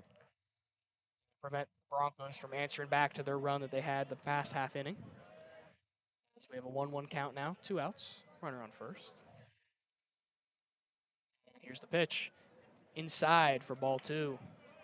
Pilarski was able to get out of the way. It looked like it might have a chance to get him, but gets out of the way. Feels like the first time we've seen Slade Moore get down 2-1 in a count like this. I genuinely think it is. Like, I think it literally is the first time we've seen it. It's 2-1 now. There's a pitch for Moore. All three there as he was shook the fastball a little bit. And kind of hit the chalk there on the right-hander's batter's box. 3-1 now for Slade Moore. See if he's able to battle back. Yep. 3-1 count. 3-1 count here to Mason Pilarski, the third baseman for Western Michigan. Home Michigan. Here's the pitch. That's going to be a fastball, just barely missed the corner, and he's going to walk Mason Pilarski. The Broncos are not going to have first and second with 2 outs, and like we said, 2-out rallies, their specialty. Something might be brewing here. So far, it looked like Moore kind of missed those 3 straight pitches in the same spot, a little down and away, maybe just pulling it. He was trying to find that spot, and like he got close on that last one. That last one just barely missed the corner, but I couldn't quite locate it. As Tracy Smith's going to come out, and they're going to go to the bullpen. I believe that's Max DeBeck that they're bringing in. I will wait until I see them, but just from the frame, it's going to be Max DeBeck, I believe. So that's going to end Slade Moore's night. He had 1.2 innings pitched, 1 hit, 1 walk, 36 pitches thrown. Started off great right there for Slade Moore. Good first inning, and they got the first 2 outs, but allowed those 2 runners to reach base. Yep. See, that is going to be Max DeBeck coming in. He is easiest spot coming out of the bullpen. 6'7" frame, 228 from Seattle, Washington. Very big pitcher here. He's at a very big, strong presence out of the bullpen for Michigan so far this season. He's had multiple scoreless outings, he had 6 strikeouts in 2.2 innings pitched in an outing against San Diego, 3 strikeouts and a scoreless inning versus CSUN. Made 19 appearances last season for the Wolverines, where he had a 2.57 ERA, 28 innings pitched with 15 scoreless outings. So he's been a great reliever for the Wolverines during his tenure here as a senior. So far this season, ERA is 3.12, 8.2 innings pitched. He has 13 strikeouts compared to 5 walks, and his opponent average is 207. This is going to be his 8th appearance here in the season. So he's been a great, reliable arm out of the bullpen as he comes in here in the top of the 7th to try and limit this 2-out rally that the Broncos are trying to brew up here with runners on first and second. Very tall righty out there on the mound. He's coming in, throwing hard. Yep. All he needs is 1 out right here from Lucas Rick. He's 0 for 3 so far today. And you have force outs at every square base, so anything on the ground in the infield, that does it for you. No need to try and do too much. Base hit right here could score Avery Thielman at second. Yep. Surprise. Outfield come in a step maybe. Yep. That's Avery Thielman on first, Mason Pilarski Avery Thielman on second, Mason Pilarski on first, as Max DeBeck comes into the game.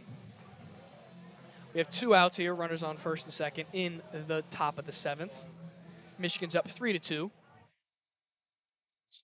WCBN Sports. Back comes set.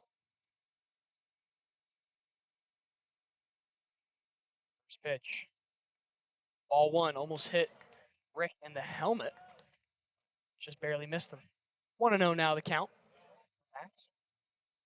As he's going to look to settle in, he looks at the pitch column to grab his sign. Set. No pitch. And here's the delivery. In there for strike 1, fastball on the inside part of the plate. Michigan has a couple guys that are starting to light up the radar a little bit. That was fastball in there for 93. Big high release point. Yep. Forward to back. There's the 1-1 pitch to Rick. That's going to be hit into right field, pretty much right to where Colby Turner is. He had to shade backwards. You could kind of hear Greg Pace from center telling him back. He kind of stood his ground when the ball was first off the bat. It carried a little bit more, but still made the play comfortably off of the communication from Greg there. So great communication out there in the outfield from veterans. And we're going to head into the 7th inning stretch. Michigan up 3-2. Great job from Max DeBeck to come in. High pressure situation, which we've seen all day from these pitchers when they've been coming in from the bullpen. Able to make quick work of Lucas Rick right there. Get a nice routine fly out.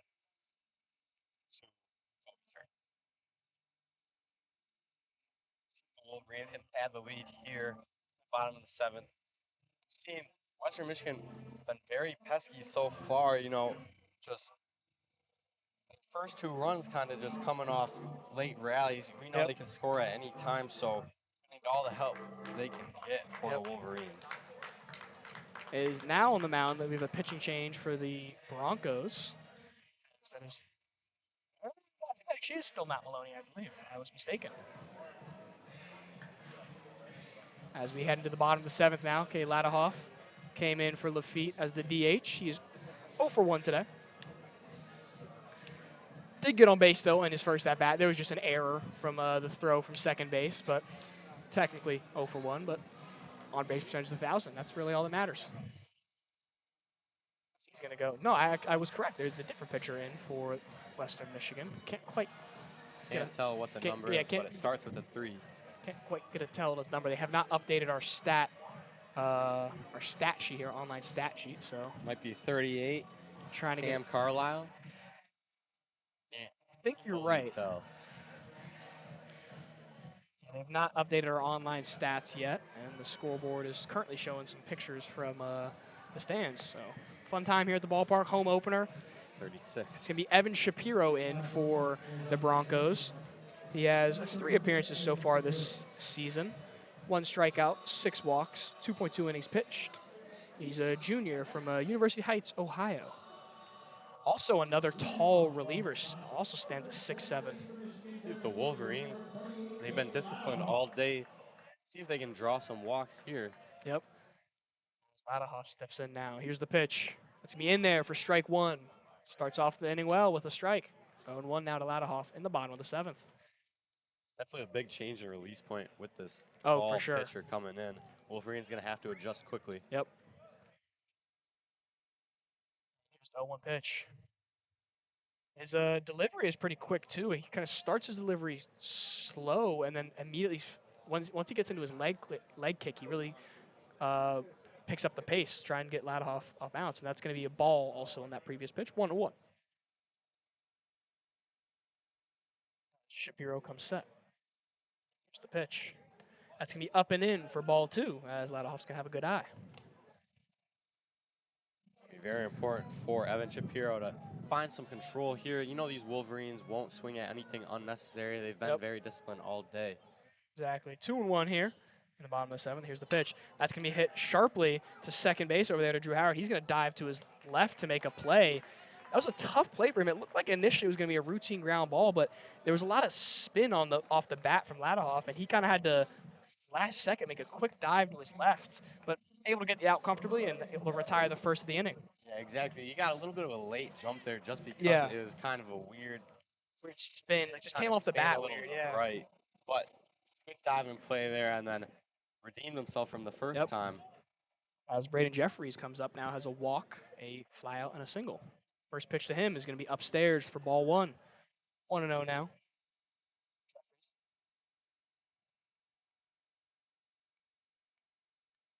the sophomore from California. Here's the pitch. His check swing. Home plate umpire says he went 1-1.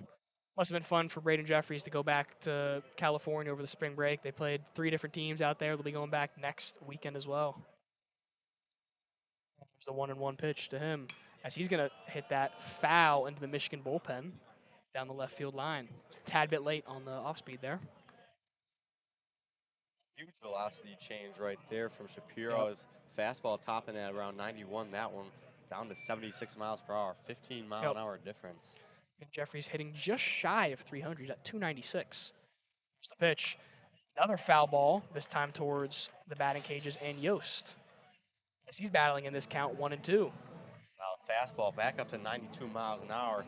Yeah, he's doing a great job of changing the velocity. Yeah, definitely had Jeffries behind right there, but he's able to stay alive. So we have 1-2 pitch from Shapiro. That's going to be in there. Line drive into shallow right field, and that's going to be a nice hit there for Braden Jeffries, as he's going to be the first base runner of this inning. And that's 2 back-to-back singles on back-to-back at-bats for Braden Jeffries. He's 2 for 3 on the day. Good day.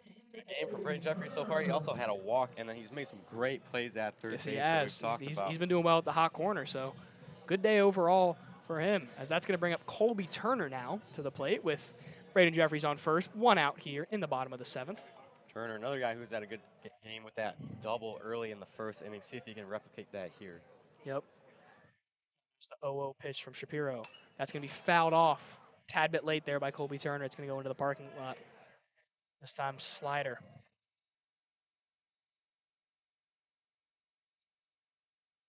Colby Turner's hitting .339 on the season, .613 slugging, but we've also seen him get a bunt single, so and many tools as they're going to try and pick off Jeffries at first base. He will dive in there comfortably.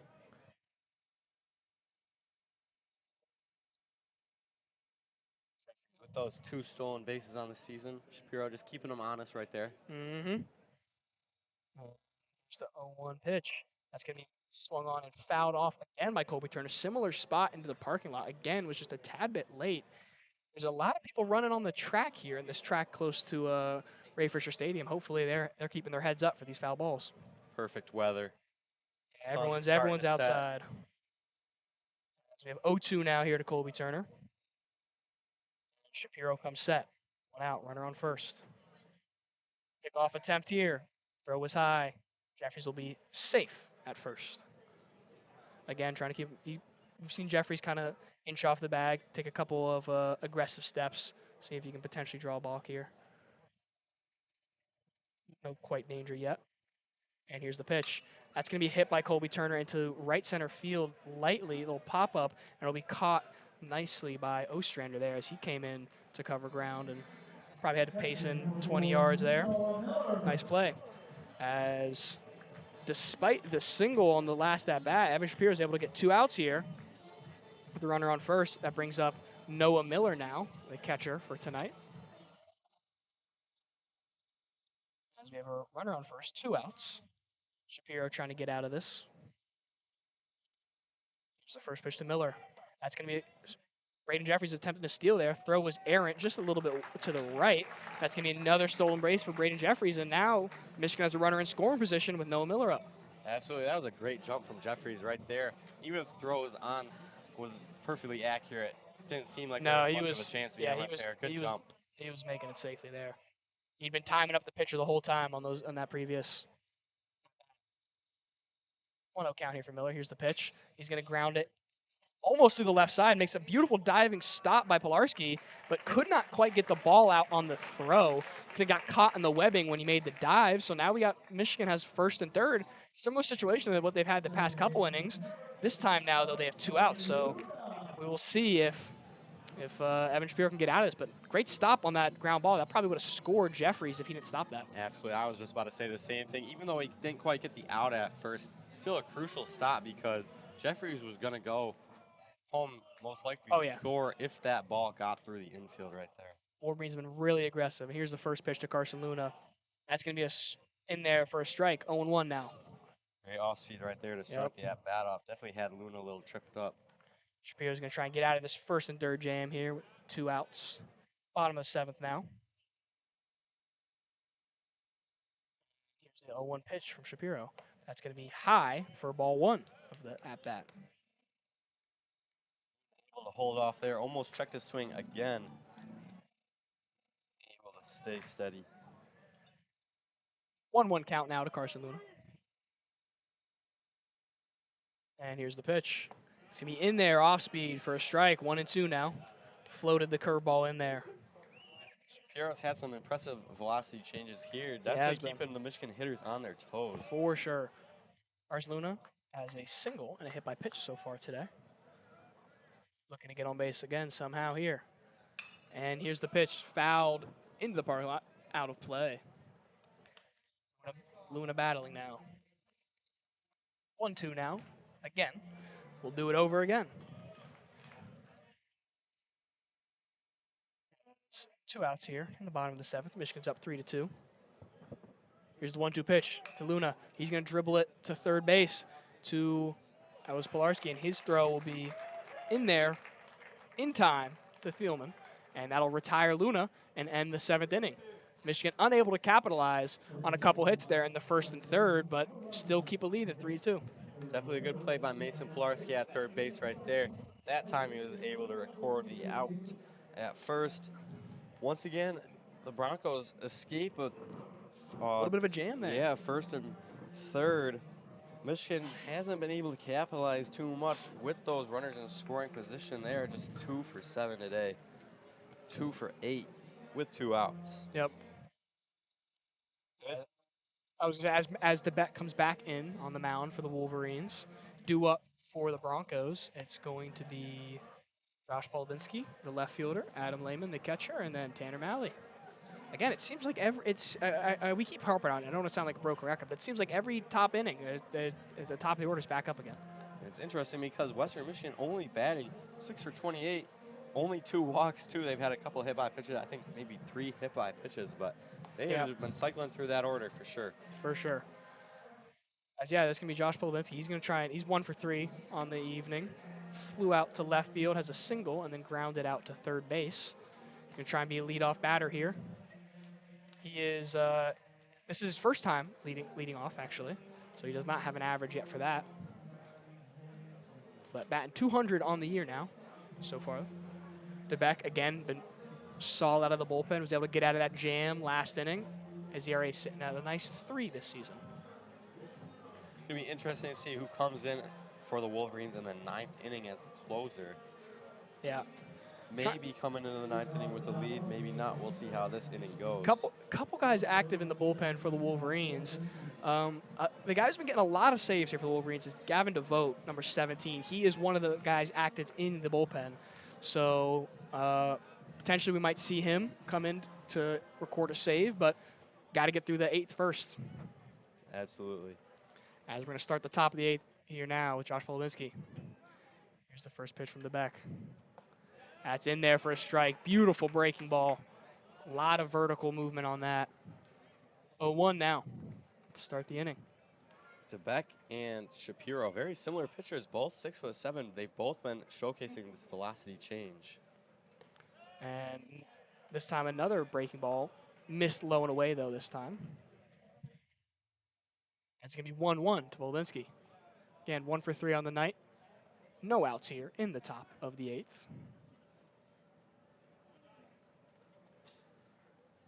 And here's the 1-1 pitch. And beautiful off-speed pitch there by the back as he's able to get Polowinski swinging out in front of it. It's going to be 1-2 now. Gets ahead in the count early.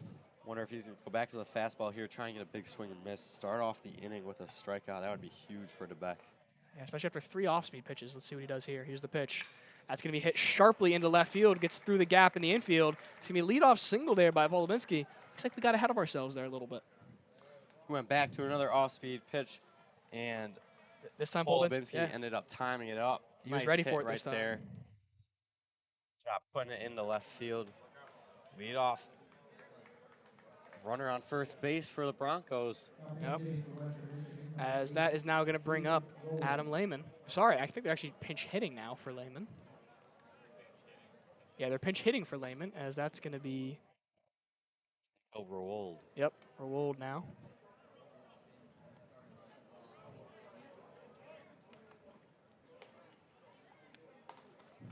Runner on first here. Here's the 0-0 pitch from the back. And in there for strike 1 as he goes back to the fastball. Great pitch right there. Start off the at-bat, strong fastball on the outside corner. Jacob Rowold, graduate from Illinois.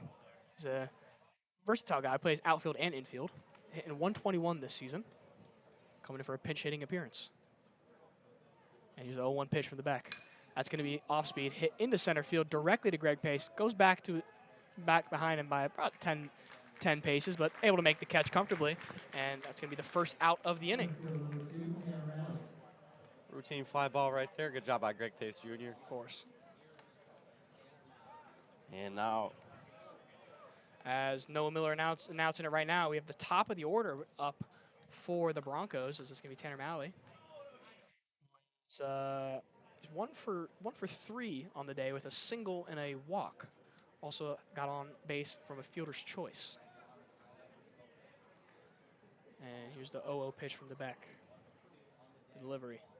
That's going to be fouled off. Almost hit the on-deck batter, and Drew Howard was able to dodge away from that. Good start to the at-bat for DeBeck. 93-mile-an-hour fastball inside.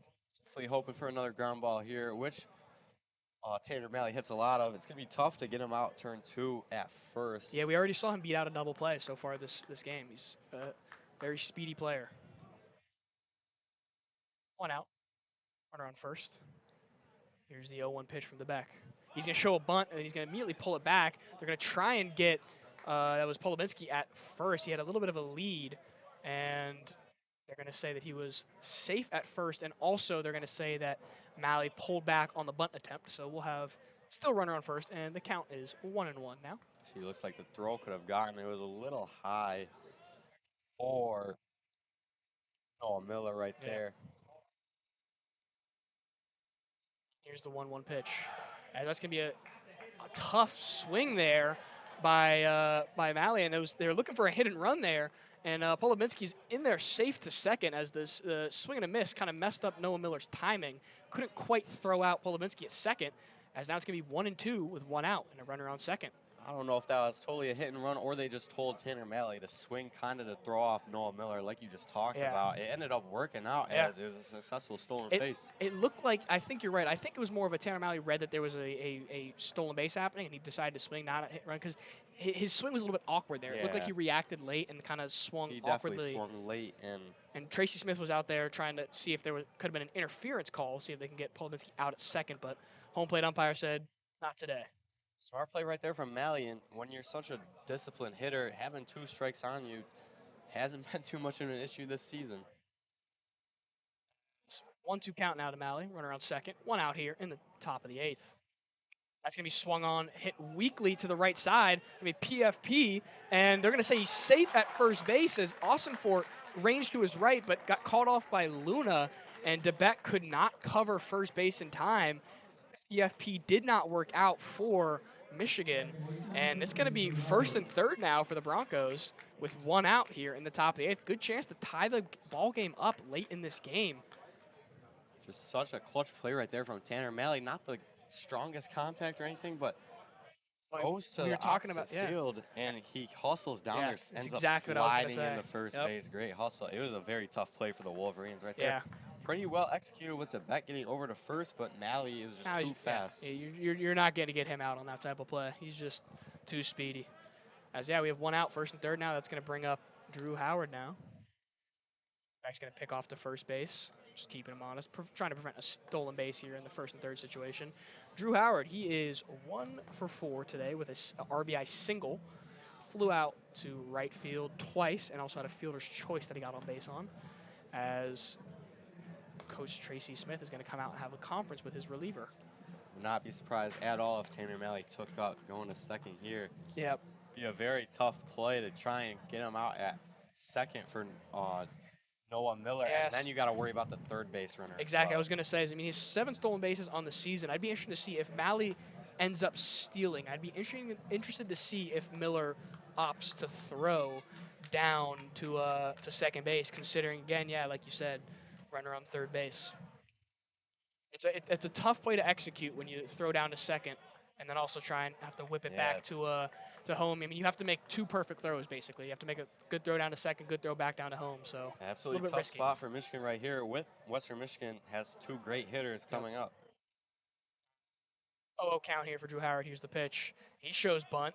Good block there by Noah Miller as Howard pulls the bunt back. It's going to be 1-0 now. Broncos starting to play a little bit of small ball themselves after Michigan took the lead off of a little suicide squeeze bunt, and Western Michigan is trying to emulate that now with their own small ball. 1 out here, top of the 8th. 1-0 pitch again, shows bunt. He's going to get the bunt down. They're going to look. Polobinsky back at third. DeBeck's going to turn and make a nice throw to Austinfort at first base. Great play by DeBeck. Bunt was a little bit too hard and straight to the pitcher as DeBeck was able to look Polobinsky back and get the second out of the inning and prevent the run from scoring. Textbook play right there. Absolutely perfectly played by DeBeck right there. Made sure to go check the runner at third before making a nice, easy throw to first. No need to rush it. Got the out and just needs one more with Michael Maloney out here. One of their best hitters. It's an important at bat right here. I will say that one success off that bunt is they were able to move the runner to second base. So now that you have two runners in scoring position, so especially with two outs here, anything hit to the outfield with how fast Malley is and the fact that he's going to be running on contact with two outs, anything in the outfield has a chance to score two here. So absolutely, I was just about to say. Even though you didn't get the run off the bunt, you still move another runner into scoring position. So I'd still say that's a productive at bat there.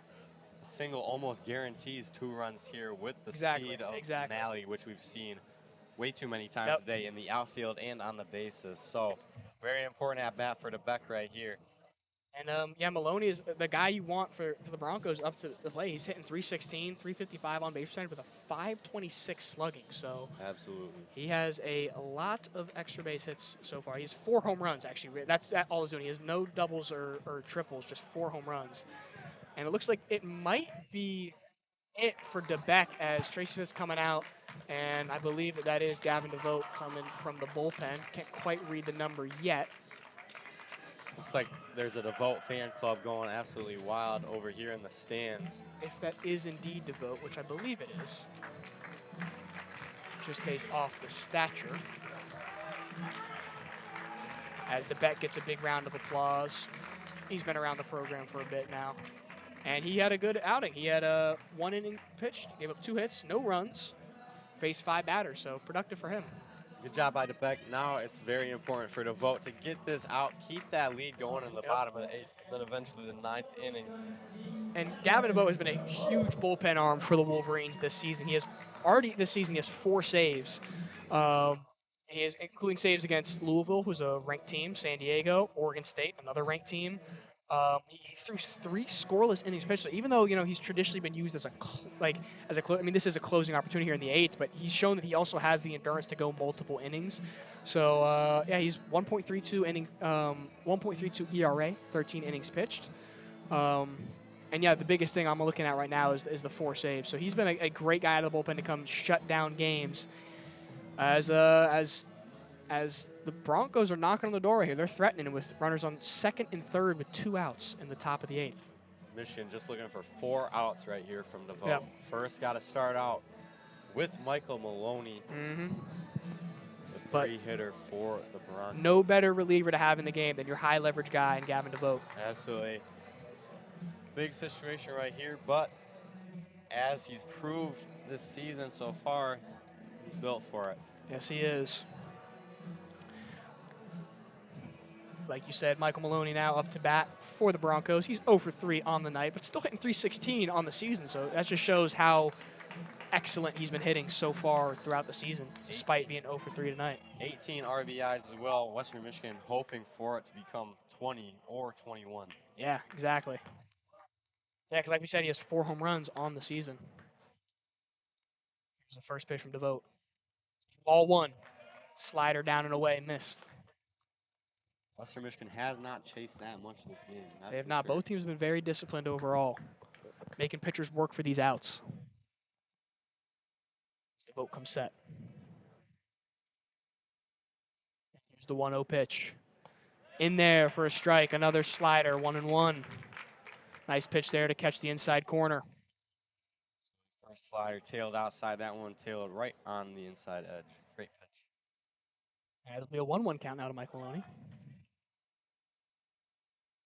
And here's the pitch. In there for a strike, fastball, lower part of the zone. Nice pitch that played well off of those previous 2 sliders, tunneled well. Perfect 7-mile-an-hour increase right there. It looks like it got Maloney now up in the count early. And here's the 1-2 pitch, as that's going to be fouled off there by Maloney, as he's going to stay alive in this crucial at-bat of the game. Looks like it might have been another slider cutter there that he fouled off.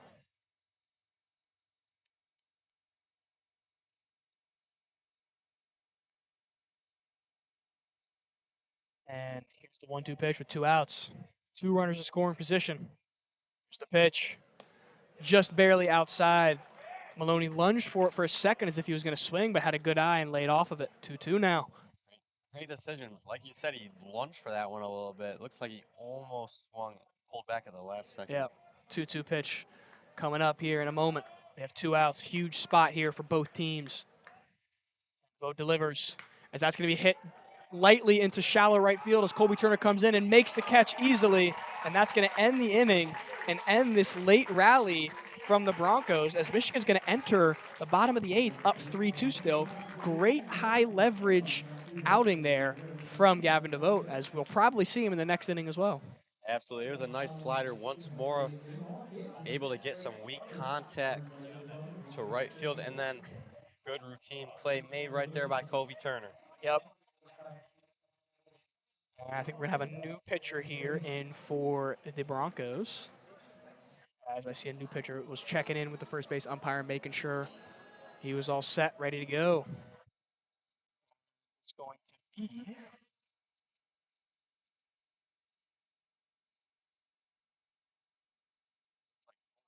Ty Tomlinson, but he is an infielder. It is indeed. He is.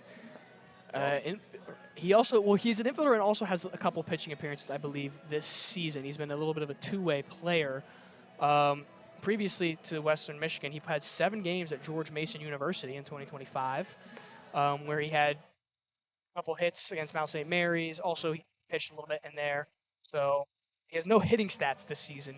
He's listed on their roster page as an infielder, but I think he's actually seen more appearances pitching than he has in the infield, as he has no hitting stats here.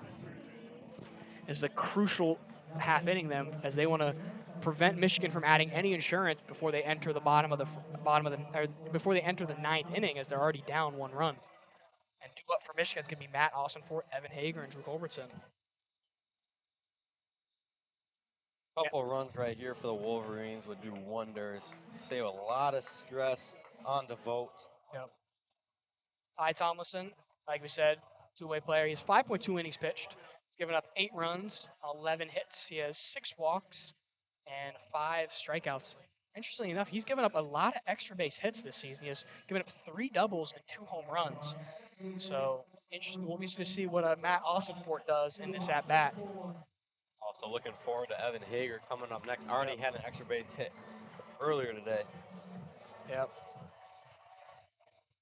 So we will see how this middle of the lineup fares against Ty Tomlinson. Just joining us now, it is the bottom of the 8th here. Michigan's up 3-2. No outs here in the bottom of the 8th. Here's the pitch.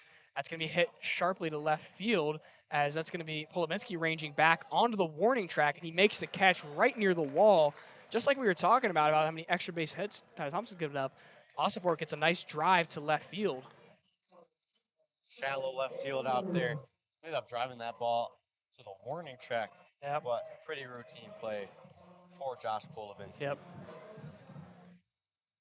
That's going to bring up Evan Hager, who, like you said, already has a double so far this game. Also has a sacrifice bunt that he got an RBI off of, and a walk. So he's had a productive night so far. Here's the 0 pitch for Tomlinson. That's going to be low for ball 1.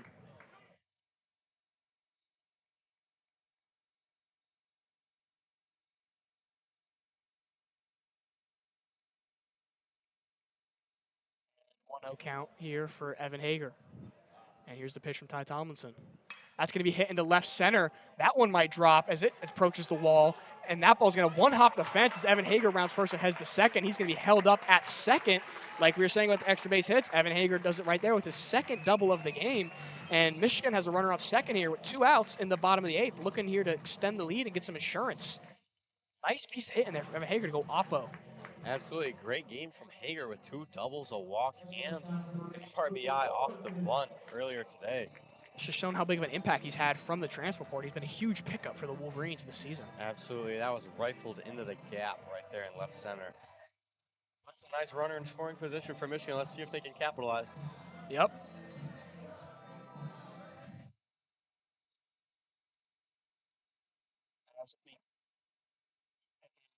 Drew Culbertson up to that now. 0 for 2 on the day. as he's going to swing and miss on that first pitch. 0-1 now is the count. Looks like he was a little late on that slider. Just a tad bit, it seemed like.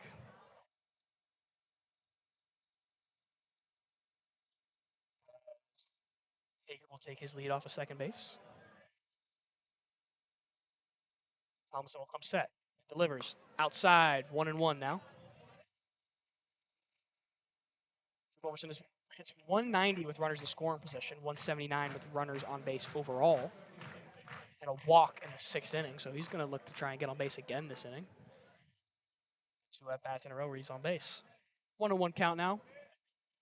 Runner on second, 1 out here in the bottom of the 8th.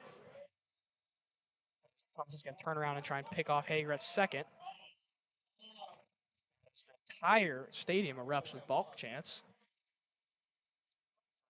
Balk there, but umpire did not agree. No harm done on that pickoff. Wasn't necessarily a close play out second either. He's has 2 stolen bases so far this year, Evan Hager does. That's going to be another ball inside. 2-1 now to Culbertson. He had a great at-bat last at-bat. He's looking to back that up with another one as he's going to try and get deep into this count. So we have a 2-1 count now. Okay, if you're just joining us, Michigan up 3-2. You're listening to WCBN Sports. Tomlinson comes set, 2-1. Culbertson, here's the pitch. That's going to be strike in there, fastball low and away. Nice pitch for Tomlinson to back up the previous pitch they threw for a ball. Now he evens the count, 2-2. Absolutely great placement right there by Tomlinson on the outside edge of the strike zone. Culbertson has 8 RBIs on the season, looking to add 1 more to the stat sheet in this at-bat here. Here's a pitch from Tomlinson. That's going to be a slider, looks like missed low and away. Blocked nicely there by Lehman. As he prevents Hager from advancing to third. 1 out here in the bottom of the 8th. Big spot for Michigan as they try to add some insurance before they head into the 9th inning. Tomlinson comes set. 2 pitch. Full count. Here's the pitch. That's going to be outside. That's another walk for Culbertson on back-to-back at-bats. Michigan's starting a little bit of rally here as they have runners on first and second with only 1 out here in the bottom of the 8th. Trying to add some assurances. Greg Pace is now up to bat for the Wolverines. Greg Pace Jr. has made some good contact so far today. Had some good at-bats. Wonder if this at-bat, one of those ground balls finally break through, get into the outfield and score Hager from second. Yeah, he's been hitting the ball hard, but has not been able to find green grass. And he's also been very aggressive on the first pitch of all 3 of his at-bats. Let's see if he tries to ambush Tomlinson here. Here's the pitch. This time elects to take, and good choice, too, as the ball was way outside. 1-0 now. Greg Pace Jr. Looks like Tomlinson is kind of struggling a little bit, trying to control that slider. And here's the 1-0 pitch as Tomlinson comes set. Takes a look back at Hager at second. Here's the pitch. Outside fastball, 2-0. Looks like he's trying to dial it back in. He's going to take an extended break here. Catch his breath as he walked Culbertson before, and now he's behind Greg Pace in the count 2-0. So he's going to try and gather himself. Get back into this at-bat. Set. Here's the pitch to Greg. And that's going to be another ball, as it's going to be 3-0 now to Greg Pace Jr. Once again, wondering if Greg Pace Jr. is going to have the green light right here with 3-0. Runners in scoring position. See if Tomlinson gives him something to hit. As Tomlinson comes set now. 3-0 pitch. Kicks and delivers. It's going to be a fastball outside. That's another walk from Tomlinson. And Michigan now, bases loaded for the top of the order. Not the spot you want to be No. in Ty Tomlinson right now. Especially 1 out here in the bottom of the 8th. As for Michigan now, it's going to be Dane Morrow who's coming in instead of Ladahoff in the DH position. Morrow had a great week over spring break. Hit a 3-for-3 game in Game 1 versus Pepperdine, and he had 2 home runs, his first 2 home runs in a 3-for-3 game. So he's definitely coming into this game hot. He's hitting .385, and he's a 1.2 OPS hitter right now. So he's been hot. Louisville, Kentucky. A home run for the Wolverines would be absolutely amazing, right? Oh, yeah. Here. Blow this game open. We'll see if we end up. Looks like we will have a pitching change for the Broncos. Yep, as bases loaded, 1 out in the bottom of the 8th. Not an ideal situation, especially when you have a hot hitter coming up. Morrow is a transfer from Tennessee. Didn't get any playing time at Tennessee, so opted to come here. And he got his first couple starts over the week in the spring break trip, and he did well. He's been showing a lot of offensive production, and he's been playing infield, a little bit infield, a little bit outfield. Today he's doing DH. High projectability too with this kid. See if he can come in here and make a clutch hit. Pretty much any base hit. Any base hit, two runs right here. Any hit into the outfield really. If it's, I guess if it's a shallow pop up, not necessarily, but any sort of base hit, any sort of hard hit ball into the outfield, that'll score at least one. Drew Culberson at second base, he's pretty speedy. Greg Pace Jr. also at first. So anything in the gaps or down the line, Greg is a very fast player. He could potentially score from first. So this is definitely a huge moment for the Wolverines, as they definitely want to add some insurance here going into the top of the ninth. That'd be great for the Wolverines. Again, like you noted, we have a pitching change here for the Broncos, as that's going to be Matt Hoover now in the game for the Broncos, the senior from Buchanan, Michigan. Stands at 6 foot 178. ERA sitting at 7.27 this season. He has 8.2 innings pitched. He's had 6 appearances. Last season in 2025, he made 15 appearances out of the bullpen for Western Michigan. So he's an experienced veteran on the team. Throwing pretty hard in warm-ups, pumping around 90, 91. Yep. Probably the fastest that Michigan has seen so far this game. And it definitely comes in a huge spot here for both teams, as Broncos want to keep Michigan within reach as they head into the last inning, and Michigan wants to extend their lead right now. Morrow and Hoover both seeing their first action of the day, so it's almost like a fresh reset for both of them, or not even a reset, just a both their first actions, so even matchup. Yeah, Morrow, again, like we said, hitting 385, but unfortunately with runners on base, he's only hitting 167, and his hitting 0 for in runners in scoring position. So hopefully he's going to be definitely looking here to change that. And again, very hot over spring break, and he's looking to continue that into this game. Any base hit would be absolutely huge for the Wolverines right here. Definitely a high leverage situation for Matt Hoover. As Morrow is going to step into the box now. Hoover from set on the rubber. And 0-0 pitch. Here's the pitch. That's going to be swung on and missed by Morrow. Nice off-speed pitch there by Hoover. Great off-speed pitch in the dirt. Definitely got Morrow off balance. Was able to get Morrow to swing over top of it with a changeup. And here's the 0-1 count. And the pitch from Hoover. It's going to be blocked nicely behind the dish.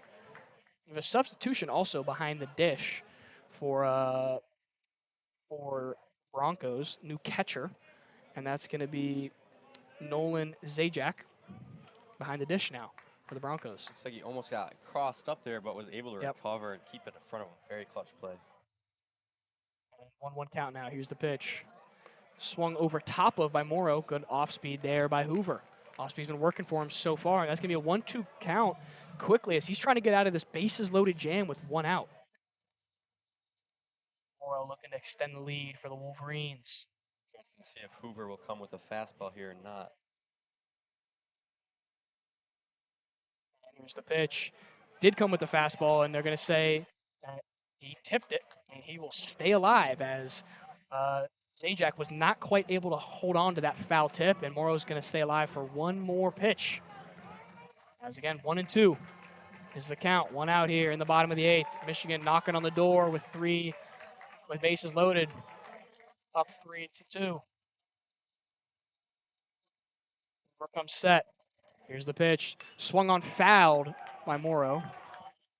He is timing it up now. It was a little bit out in front in the past couple pitches, and now times it up a little bit better that time. Tad bit late, but a little bit better timing. So we'll do the 1-2 pitch over again. Morrow working deep into this count. That's all he can ask for. Stadium starting to get loud in support. As we'll do the 1-2 pitch again here. The delivery. Swung on and missed by Morrow. That's going to be a huge strikeout there by Matt Hoover in this super high leverage situation. As now we'll have 2 outs, bases loaded in the bottom of the 8th. Brings up Braden Jeffries. He's coming off, he has 2 back-to-back singles and also a walk so far today. Big spot for Braden Jeffries is he's hitting 309 with a nice batting average with runners on base, 375, and hitting 313 with runners in scoring position. So not many guys better that you could ask for with in this situation. Hoover continues with the off speed. It worked great last at bat for him. And here's the first pitch. Swung on down the left field line, pardon me. That's going to be out of play. Again, starting him off with an off-speed pitch, he's been able to control it really well, get some unsmooth swings from the Wolverine batters so far. So that's going to be 0-1 now the count for Braden Jeffries, 2 outs. Matt Hoover looking to get out of this huge jam, and here's the pitch. Swung on up the middle by Braden Jeffries. Maloney makes a nice play, and he's slinging it over to that was Thielman. So gets out of the jam. Michigan not able to capitalize on bases loaded and 1 out. Again, like we were talking about, could not quite get the timely hitting, and that's a nice play by Maloney to get out of the inning, and shout out to Matt Hoover for getting out of a huge jam. That was a very composed job by him. Came in, the bases loaded, and never even looked shook. To be honest, that's what we've been seeing the Western Michigan Broncos do all day. They have just kept it composed in high-stress situations, and they've been able to make timely plays, whether it's in the field or hitting. So we'll see if they'll be able to tie it up or take the lead here in the top of the 9th. A very great baseball game so far on a perfect day in Ann Arbor. Yep. As we are going to head to the top of the 9th now, Gavin DeVoe staying in the game for the Wolverines as he's going to try and pick up his 5th save of the season. Due up for the Broncos, Connor Ostrander, Avery Thielman, and Mason Pilarski. Exactly where you want their order to be for the Western Michigan. No disrespect to their players, but they want it as far from Tanner Malley, Drew Howard, and Michael Maloney as they can get. Yeah. Connor Ostrander 1 for 4 on the night, Avery Thielman 2 for 3, and then Mason Pilarski 0 for 3 on the night. As DeVote's going to take his last warm-up pitch here in a second. The starting lineup for the Michigan Wolverines has stayed the same for the entire game, besides obviously the switches in DH and pitcher. The fielding positions have stayed the same the entire time. Same thing for the Western Michigan also, pretty much, except for the substitution there for catcher and Zajac. So it's been a pretty the starting lineup has just been playing deep into this game. Coming in this game, we've seen a lot of different players play for Michigan. Not as much for Western Michigan, but we've also seen both teams use a bunch of different pitchers. Yeah, and they go deep into their bullpens. Here's the first pitch from DeVoe, and that's going to be in there for a strike. Fastball inside to Connor Ostrander. Exactly how you want to start this top of the 9th inning in a 1-run game. Up hitting 255 on the season, and welcome set. Here's the 0-1 pitch from him. That's going to be swung over top of. Beautiful breaking ball sweeper there that got swung over top by Ostrander. And it's going to be quickly 0-2 as DeVoe looks to get the first batter of the inning out. Comes set. Delivers. Very close pitch there. Looks like it might have been some sort of sweeping curveball. Tried to get the outside edge of the plate. Started it in the right-handed batter's box, and could not quite get it to bend enough. I thought it might have been a strike there, but it's going to be 1-2 now is the count.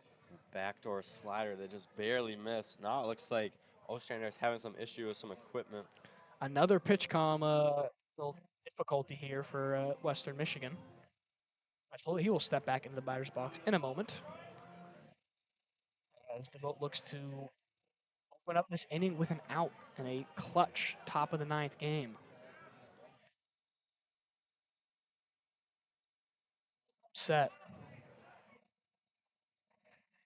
Takes and delivers. Here's the pitch. Down low for ball 2. Another off speed, just barely missed in the dirt, just a tiny bit. 2-2 now is the count for Ostrander. As the vote comes set. Here's the pitch. Fastball Or sorry, that was a slider that time. Again, tried to find the outside edge of the plate, could not quite get there, and it'll be a full count now. After being down 0-2, Ostrander's battled back to a full count as DeVoe's been trying to nibble at the corners here. And he'll come set for the sixth pitch of this at-bat. Here's the pitch. That's going to be a fastball outside, and ball 4 as Ostrander's going to draw a walk and be the leadoff runner for this inning. It's going to bring up Avery Thielman. That bat from Ostrander right there. Sorry. DeVoe was really trying to find that outside edge right there and just missed by an inch 2 times on those backdoor sliders. Really unfortunate that at-bat ended up in a walk for him. A double play would be huge for the Wolverines right here. And looks like we're going to have a timeout called by the Broncos as they're going to have a little bit of a meeting there and strategize what they want to do right now. See if they pull anything tricky out to try and move Ostrander into scoring position. Again, Billy Jernan in his 16th season coaching at Western Michigan. He's been around the block a while. He's a very high IQ, very smart head coach. So he's going to bring his guys together, and they're going to try and strategize how they want to get back in this game and, potentially tie it up, send it to extras, or even take the lead going into the bottom of the ninth. As we'll come out of that timeout now. Thielman will step back into the box in a moment here. DeVoe maybe a little frustrated after that walk. It's going to be important for him to keep his composure and focus on this batter right here. Definitely want to settle back in, for sure. Runner on first, no outs. Here's the 0-0 pitch. Fastball swung on into right field as Colby Turner's ranging far along the line. It's going to be hit. I believe it went into the bullpen, or at least on the line, as Colby Turner slid along the warning track there. He gets up a little bit awkwardly off of the slide. Hopefully he's okay out there. And Avery Thielman drove that ball pretty deep into right field, but just hooked foul. Had the spin from being a right-handed hitter. Colby Turner had to run a long way to try and track that. Ended up sliding into the wall maybe a little bit. Looks like he's all good out there. Great effort on that fly ball. You couldn't really get a read on whether it was going to stay in or not. Ends up going out. An all-out effort, too, to try and get that first out of the inning here. Absolutely. In a close game like this, you need every out you can get. Avery Thielman, 2 for 3 on the night, 196 on the season. Here's the 0-1 pitch from DeVoe. It's going to be swung on and missed. Flew up by him for 0-2. Nice pitch there, and this looks to be another bounce back at bat here for DeVoe. Again, gets up early in the count. Going to need to finish right here. Can't waste too many pitches with these Broncos. It's be 0-2 as DeVoe comes set.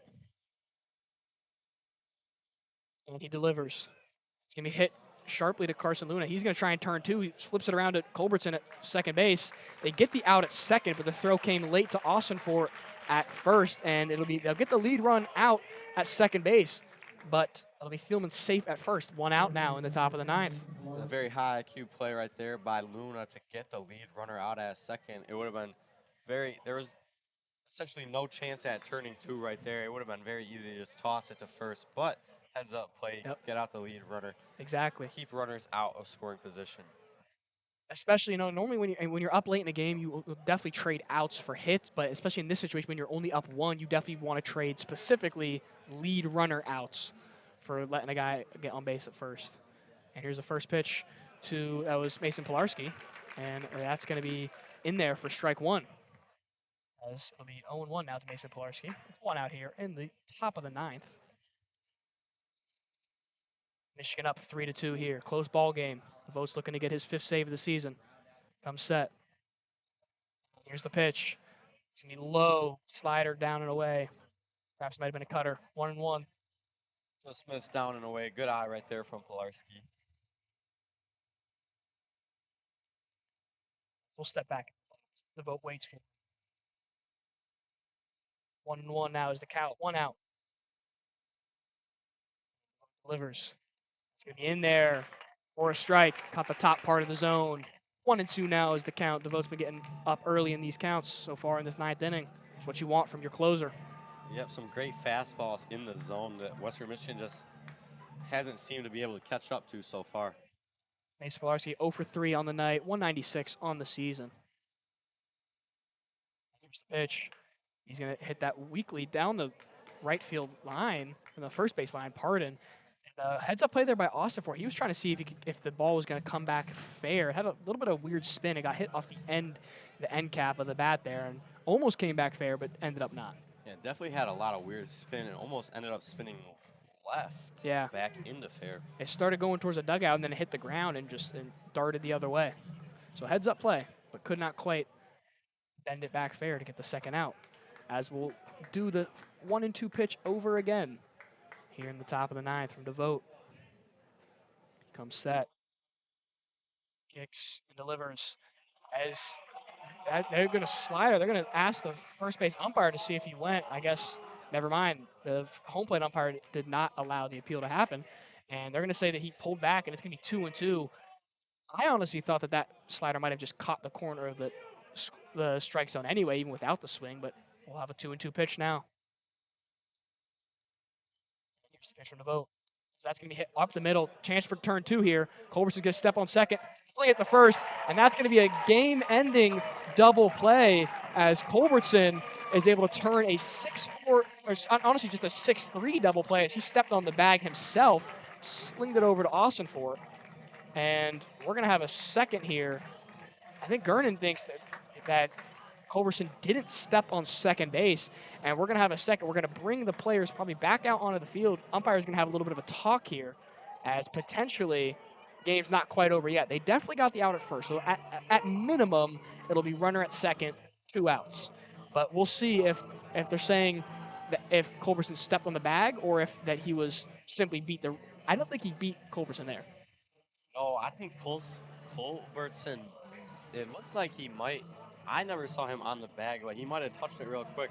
That's what they're going over in review right now. I don't think it was a situation where they think that he beat Culberson there, because it looked like he could have missed it. But then again, I also think if he did touch it, it was kind of a toe drag there, so it'd be easy to miss.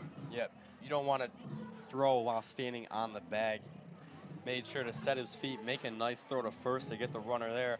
We'll see what the umpires eventually decide right here on this potential game-ending play. I'm sure Culbertson will be kicking himself if the runner ends up safe. Interesting to see. And that's Thielman he's still standing on second base. I think Thielman is the one that initially keyed them off to it. He thinks that Culberson didn't tag the base. And umpire's quick review going to come back out and confirm that he is out. And they're going to confirm that he is out. Vernon is not necessarily happy about that call, but they went to the replay booth, confirmed the play. And that's going to be the end of this ball game. Michigan wins in 3-2. Pretty exciting game there. It was a very close game, not necessarily back and forth. Most of the scoring happened in the beginning of the game. Western Michigan opened up the scoring with a run in the top of the first. Michigan answered back with 2 runs at the bottom of the first. Western Michigan answered again with a run in the top of the second, and then Michigan's able to get a run across in the 6th on a bunt. So a good game, a great get-right game before this weekend, too. Absolutely, very competitive game. Start at the first 2 innings, you're going to think this is a sloppy game. Pitchers can't get out of innings, and after that, it was just kind of a little bit of a pitcher's duel. Yep. Both defenses did a great job keeping things under control, making some great plays on both sides, and just a great game of baseball, some perfect weather here in Ann Arbor. Wolverines going to be ready to go down to Los Angeles here. After this game, who's your player of the game for this game so far? It's got to be Evan Hager with those 2 doubles, and then that clutch suicide squeeze ended up being game-winning in the 6th inning. He just did whatever coach asked of him. Had some great contact, and then also Noah Miller with that 2 RBI single in the 1st inning. After that, the Wolverines never really had any clutch hits with runners in scoring position like that. So, great game from the Wolverines. Yeah, it was great, and I was probably also going to say Evan Hager, but it's because you said I'll say Grant Bradley will be my player of the game. He came in second. He was the second pitcher out of the bullpen. 3.1 innings pitched, gave up 3 hits, had a strikeout, no runs. So he came in and kind of shut it down, especially when the Broncos started off the game scoring 1 in each of the first 2 innings, and Grant Bradley kind of came in and shut that down. So on the offensive side, definitely Evan Hager, but I think on the pitching side, for sure, it would go to Grant Bradley. And that is going to do it for us here at Ray Fisher Stadium in Ann Arbor. We appreciate everyone tuning in to the 2026 home opener. We are super excited to be back here at Ray Fisher Stadium for baseball. Also, softball season also starting here at home very soon. It's a super fun season to call. We will have lots of broadcasts coming up. Unfortunately, we'll not be broadcasting this weekend just due to travel. Can't go all the way out there to UCLA. But it was a pleasure with you, Ryan. Broadcast this game. I had a great time being here for the home opener. Absolutely great game. I always leave you with a good night and a go blue.